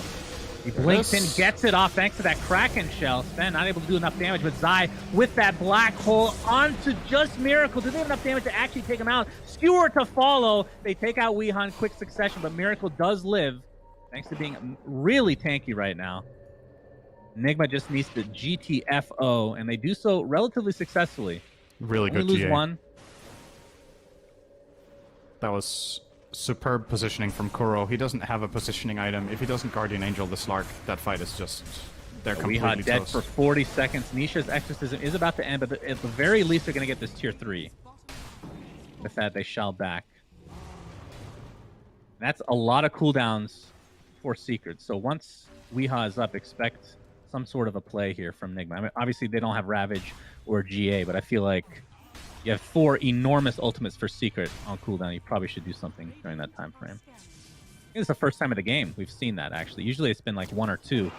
This is the first big team fight with all 4 on cooldown. Yeah. I wonder if what Kuro's logic is behind not going dagger in this game is it kind of feels like last game where he absolutely has to get his spells off on the right target. But this time around he's prioritizing, it seems to be going Lotus. We'll be able to remove the DP silence, maybe that's the biggest concern. But again, if you have the dagger, maybe you could just play on being outside of reach. Or maybe he just didn't like how it worked out last game. Sometimes it's as simple as that. Like, I tried to build last game, it didn't work the way I wanted. Gonna do something else this time around. Weeha in absolute no man's land right now. Just using his ward. I think Secret's kind of taken off guard here. They expect a lot more in the area. What in the world is going on here? He's gonna complete, is he? No. They do get the 30-minute outpost. Miracle finds an arcane rune. And Matu did finish a Daedalus, so now he hurts a lot. We'll be going for Satanic now. Zai, in the meantime, still working on a BKB. Hasn't really had much of a progression in terms of items recently. Talked about the Ghost Scepter on Puppy already. Nisha has the 9-second BKB in tow. Pretty close to, excuse me, towards Shiva's. And for Weeha, did go for the Boots of Travel again. He's going to get initiated on, blinks out the safety. Miracle now, the one being chased, but he's very elusive. Secret will effectively invade here and get a little bit of ground, but I don't know if they can hold it.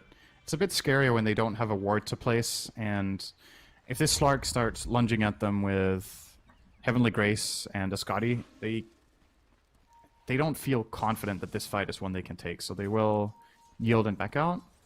Good play from Nigma to have the right heroes in the right place there, so they don't get caught.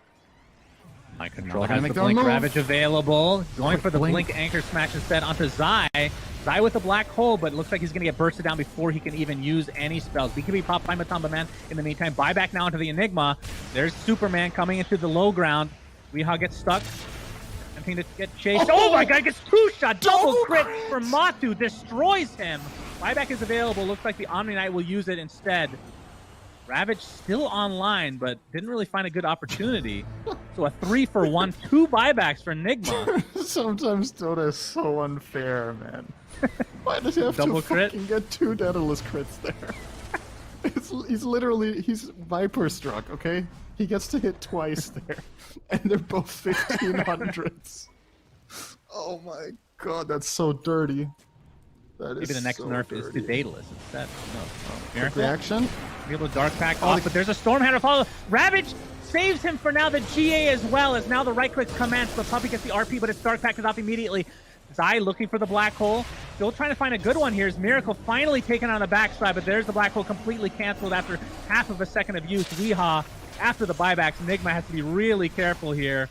They're going to lose their Viper and Slark. They do get the Sven. Oh, MC actually chased him down, consolation prize. Arrow does connect. Now the question is, Roshan is about a half HP. Nisha's with the Exorcism. It is ending relatively soon, so you have to be careful here.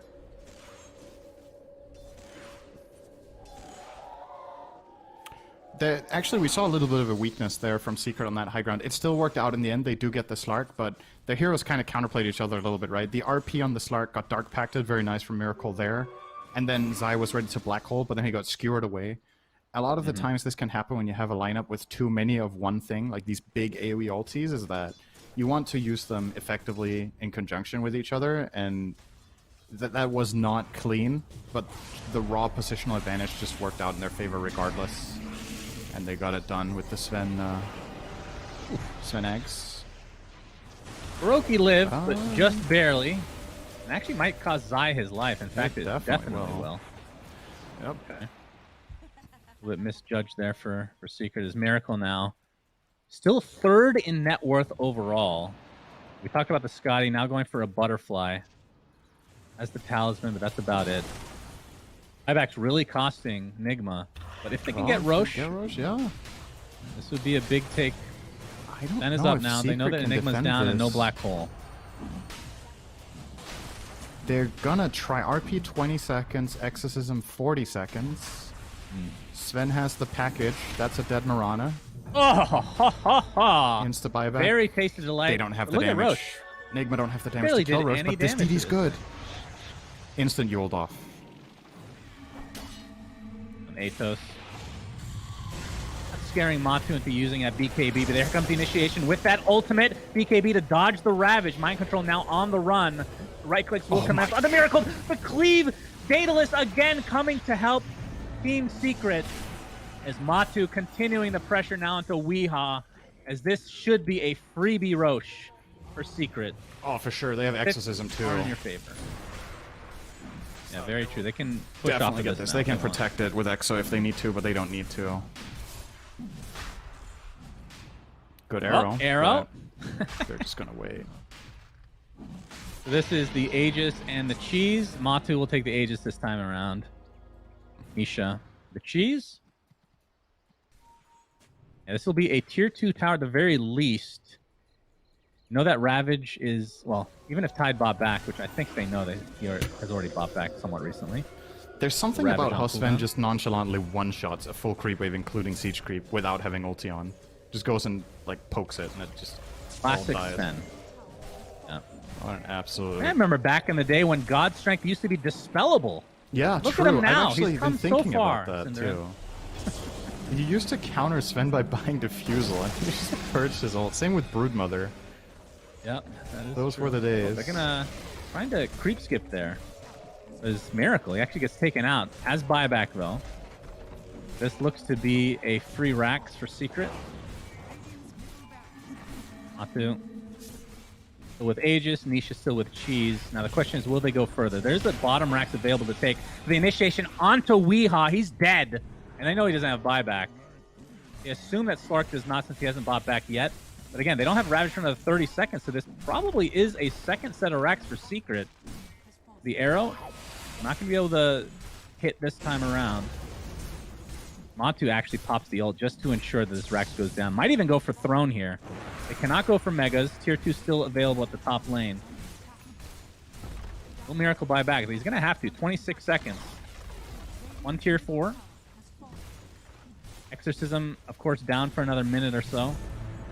And Control does have Ravage, so there's the buyback onto Slark. Matu, not able to completely finish off that Tier 4, but the Siege looks like it'll aggro onto Miracle, but will likely go down anyway. Only 40 HP.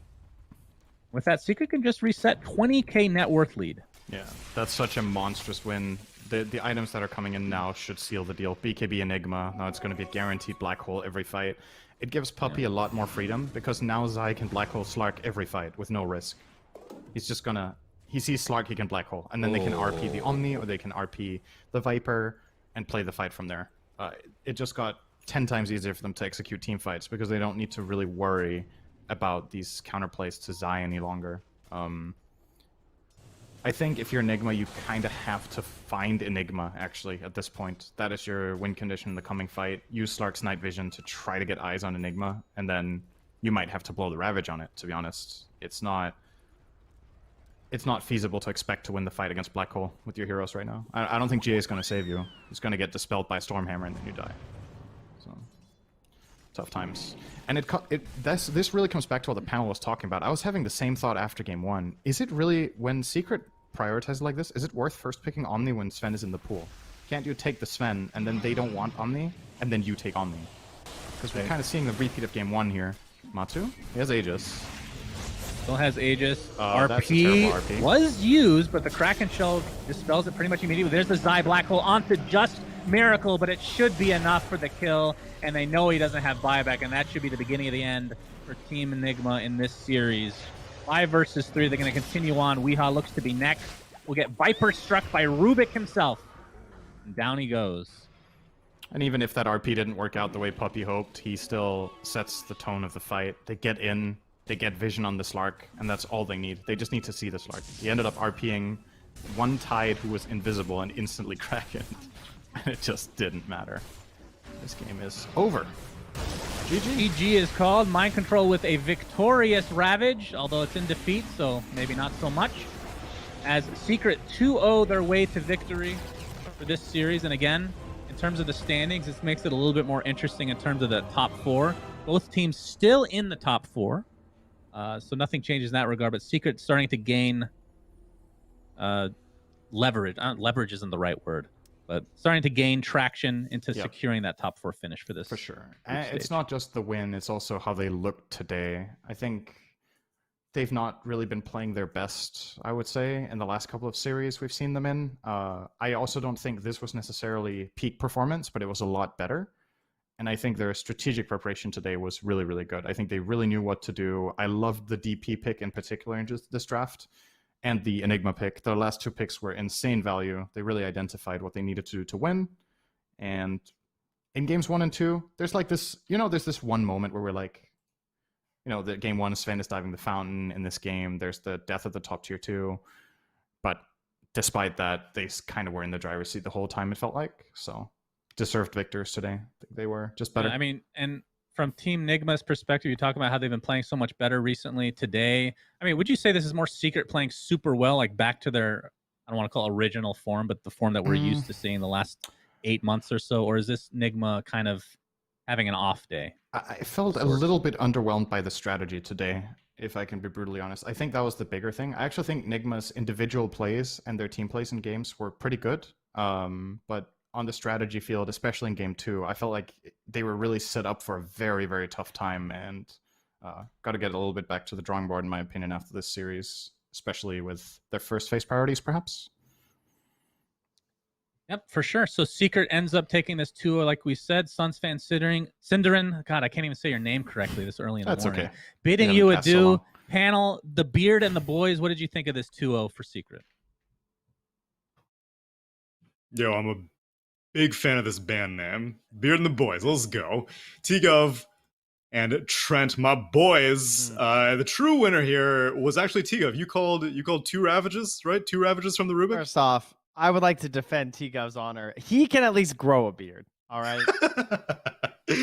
Okay. I'm 30 soon. I got nothing. All right. Beard and so, beardier. 2 beers at 1 boy. Thank you. Twins, right? Trent, if I shaved, kind of weird. We have like the same kind of face type of thing. But thank you, Trent, for backing me up there about the beard. Yeah, I got you covered. Don't worry. Yo, Nigma got Right. shaved that series. They got shaved up and down. Secret 2-0ing. Nigma had some experimentation. They thought that this first phase Omni was the be all end all, but it seems that first phase Sven is just that much better in these scenarios. Yeah, well, Trent covered it beautifully. He compliments my beard. I'll compliment his entry to that second draft. He mentioned why not pick the Sven first, why go for the Omni Knight, and I think that second game, it even further kind of solidifies that point, which is if you're going to go for the Omni and give them the Sven, which counters the Heavenly Grace, I think you need a better strategy going into that Sven, right? Like you need to have a much better kind of picture to where your draft's going to go. Because of course you can bait out the draft in that scenario as well. But clearly that's what they're trying to do, and it just didn't really come into full effect. Yeah, I kind of feel like they took the harder path both games. Similar to our series earlier, where it felt like OG were almost forcing difficult picks and heroes and matchups. Nigma seemed to be heading in towards very difficult timings to try and hit, where they were trying to beat the speed of the Sven, and they gave themselves an extremely narrow window to try and do that. Well, we will get an opportunity to speak to one of the Secret players, one that we actually don't often get to hear from very much. Yapzor, welcome to the winner's interview. Can you hear me, my friend? I can hear you. Hello, hello. Welcome. Congratulations on your victory versus Nigma. Yeah, actually, I'll be honest. I was not expecting to get a chance to talk to you. So, what would be a good question? Wow, okay. you didn't think they were gonna win? Jeez, wow, that's a very unprofessional host, Tsunami. My God, that's so rude. Of course they were going to win. I guaranteed it from the moment that I saw you pick Rubik, Yapzor. I knew that you had it in the bag. I guess the softball question that we've been throwing for everyone is patch wish list, I suppose, because I'm guessing you feel good after the Nigma victory, but I want to go inside your brain. What's your wish list for the next patch? It's a long wish list, I gotta say. Really? Yeah. Is it all hero based? Was it items, map changes? What is it? It's mainly gold and XP distribution, actually. Okay. If we get into details, we'll sit here for hours. So I'll just. Hey, give me buddy, a- I got all night. You're the last game. You can give me a quick summary. No. Well, so you want to bias it more for supports? Is that would be my guess, I suppose? Do you feel like you are not able to YOLO as much because you're going to get punished more if you die for this golden experience distribution? It's a little more complicated than that, you can say. I mean, I guess the simple way to put it is I kind of wish there's just less gold in Dota, if that makes sense. Mm-hmm. Kind of because it used to be like that, right? It Where it used felt to like be your like item that. choices were more Yes. impactful, perhaps. Yes, exactly.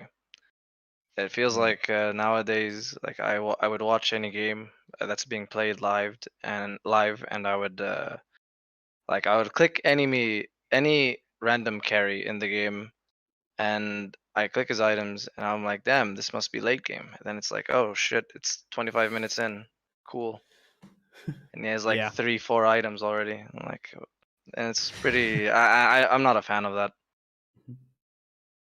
Yeah, there's definitely been a creep in that direction. I get the same thing where I'll see people, I'm like, oh wow, this carry is 6-slotted, and it's like 35 minutes into the game. Exactly. And I think it's because they've added so many, like, I think it started whenever Moonshards were introduced into the game, that they were like, okay, let's add more crazy late game stuff, and now there's like Ag's Blessing, BOT2s, tier 5 neutral items, so I feel you. Trent T-Gov, Trent, how about you? You got any questions for Yapsor?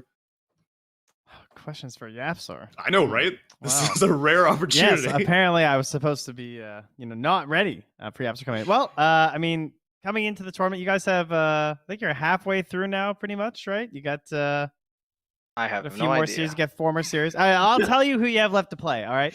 You guys have left to play Alliance, Navi, and Virtus Pro. All right, so you got 3 series left. Which of those 3 teams right now do you think is the toughest opponent? Alliance, Navi, or Virtus Pro? Virtus Pro for sure. Oh, I like it. Any particular reasoning? Like you guys play them or scrim them a little bit? No, not at all. It just from how they've been playing, they're playing with confidence. They're like really feeling themselves. Yeah. And it also seems like they have the best or some of the best strategic things that they're doing, how they play the map and what heroes they're picking. You definitely sense like a bit of that hunger, I think, for them too, right? Because they're definitely looking to prove themselves. Obviously, being moved to like the big VP, like that's a pretty big name to carry. So Yeah, all right. for sure. Well, let's see when is that matchup? That is December 3rd. So get your studying on, I guess. You guys got Alliance tomorrow. There. Now I've caught you up on your current situation. That's right. Yes. This time I tomorrow, believe. actually. Yeah, you got a game tomorrow, bud. I mean, this tournament, it's been like 1 game per week, so Yeah. it's like Surprise. back to back. Cool. Okay, so in regards to the game you just played with the laning setup, where you put the Enigma mid and that DP off lane, was that something that like Zai or Nisha called for, or was it like Heen mentioning it? Like, just wondering, like, who actually kind of called for that laning setup to take place? I can't remember who specifically called for it, but I do remember that we were all thinking about the lane matchups and what they can do and what we can do about it. Because I do think we kind of had them out laned in the game Yeah, with sure. kind of no matter what we pick, they did, as long as like A and B need to be avoided, and that's it. Okay, and second question. Currently, bit of a debate going about it with Lena and her second spell. Do you call it LSA or Light Strike Array? Neither. Oh, what's the other option? Just stun? Stun. Thank you. Welcome. Thank you very much, Apsor. That's all I got for you, bud. And again, congrats on the win. Thank you very much. Optimizing your communication. Congratulations on the win. I guess the last question I would have is, have you been watching any other teams from any other regions? Because I know we've spoken to Puppy and Matu, and it seems like your team is definitely missing international competition. Maybe it's just because you miss the LAN environment, but if you have been looking at any other regions, any other teams, is there anything that anything that you're looking at for other regions that you miss in international competition, or have you always been focused on Europe personally? No, we definitely miss playing like China, especially. Chinese teams they always felt like raid bosses in tournaments. It kind of doesn't matter which team you play against, LGD, VG, whatever. So like we definitely miss China, and they have a lot of Dota going on, so we watch them sometimes. I know that Zaya and Nisha, I think they watch Chinese Dota quite a bit. So we're still like trying to keep track of what they're doing. Yeah, I hope you're keeping track of some Zinq techies. Maybe you guys will incorporate that into your roster, but that's a project for another patch, perhaps. Congratulations on your win versus Nigma, and looking forward to your series tomorrow versus Alliance. Tomorrow. Yeah. Tomorrow. Strap All in. right. Thank you very much. Thank you, Yapsor. What a great interview. I know, right?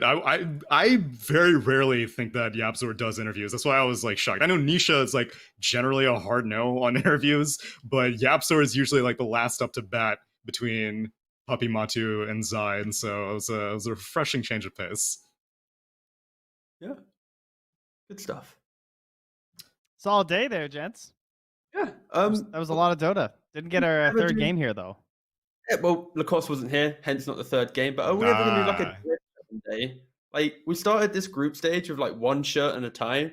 Then like another guy put on a bow tie. Then we had like 2 bow ties. Then, you know, like, are we going to get to a point where we start going backwards, or are we going to keep leveling up, like pocket squares tomorrow, or what? Like, what's the situation? Who set the pace though? Like, who was the first one to start upping the bar? Yeah, it was all the He wore cost. a bow tie, and he was all up there, all gleaming at us, and then obviously we couldn't not wear like something. I just turn on the stream like 10 minutes before and see what everyone's wearing. I'm like, all right, going with that. And that's my plan. Stream. I had 3 minutes before the series. I'm wearing just a casual, and I'm like, yeah, it's rough out here. Listen, Yeah, for tier 1 Dota, we gotta have tier 1 outfits. I will accept no substitutes whatsoever. So you better look your Sunday best for tomorrow, Sunday, November 29th. It is going to be another 3 series. We're still trying to figure out what's going on in this group stage. Everyone's like right in the middle. I would not be surprised if we end up having tiebreakers, but for tomorrow specifically, starting out the day, OG Mud Golems, second series of the day, VP and Na'Vi, and the last series of the day, as you heard us inform Yapzor, Secret versus Alliance. Trent, you got any series on your mind that you're especially excited for? VP Na'Vi, 100%. Not even close. Miss me with that other Dota. Europe. What's that? Give me that CIS showdown, baby. That's going to be looking nice. Very similar, I think, ideals right now between those two teams of like trying to prove themselves and really show like everything they have to bring to the table.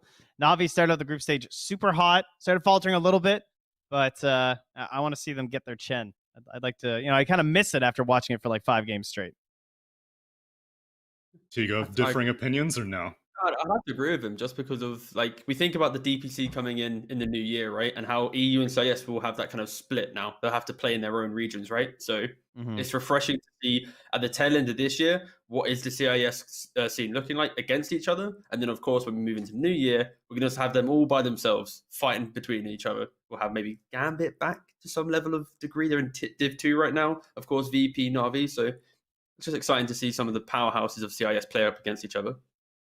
Yeah, I unfortunately every single time I cast the CIS teams don't win because I've wanted to ask them if they're getting to scrim European teams more often than it used to be in DPC past because the regions are kind of mixed right now in online Dota. But no matter what, a CIS team will win that second series tomorrow between VP and Na'Vi. But wow, that's a guarantee. Can I place a bet on that on EGP? You may. I don't think they list that category. Region win. Regardless, today was an exciting day of Dota, and we've got more coming up for you. It is only 4 more days left in this group stage, maybe a little bit more if we have tiebreakers, but we'll worry about that later here at the Epic League. EGB, your esports betting world. The only place to find the widest choice of popular games and matches to win real money. Choose your bet on a single event or express of several matches with dizzy odds. Serving the market for 7 years with over 800,000 users. Join now to get your bonus for the first deposit up to $600. EGB, you know for sure who's gonna win.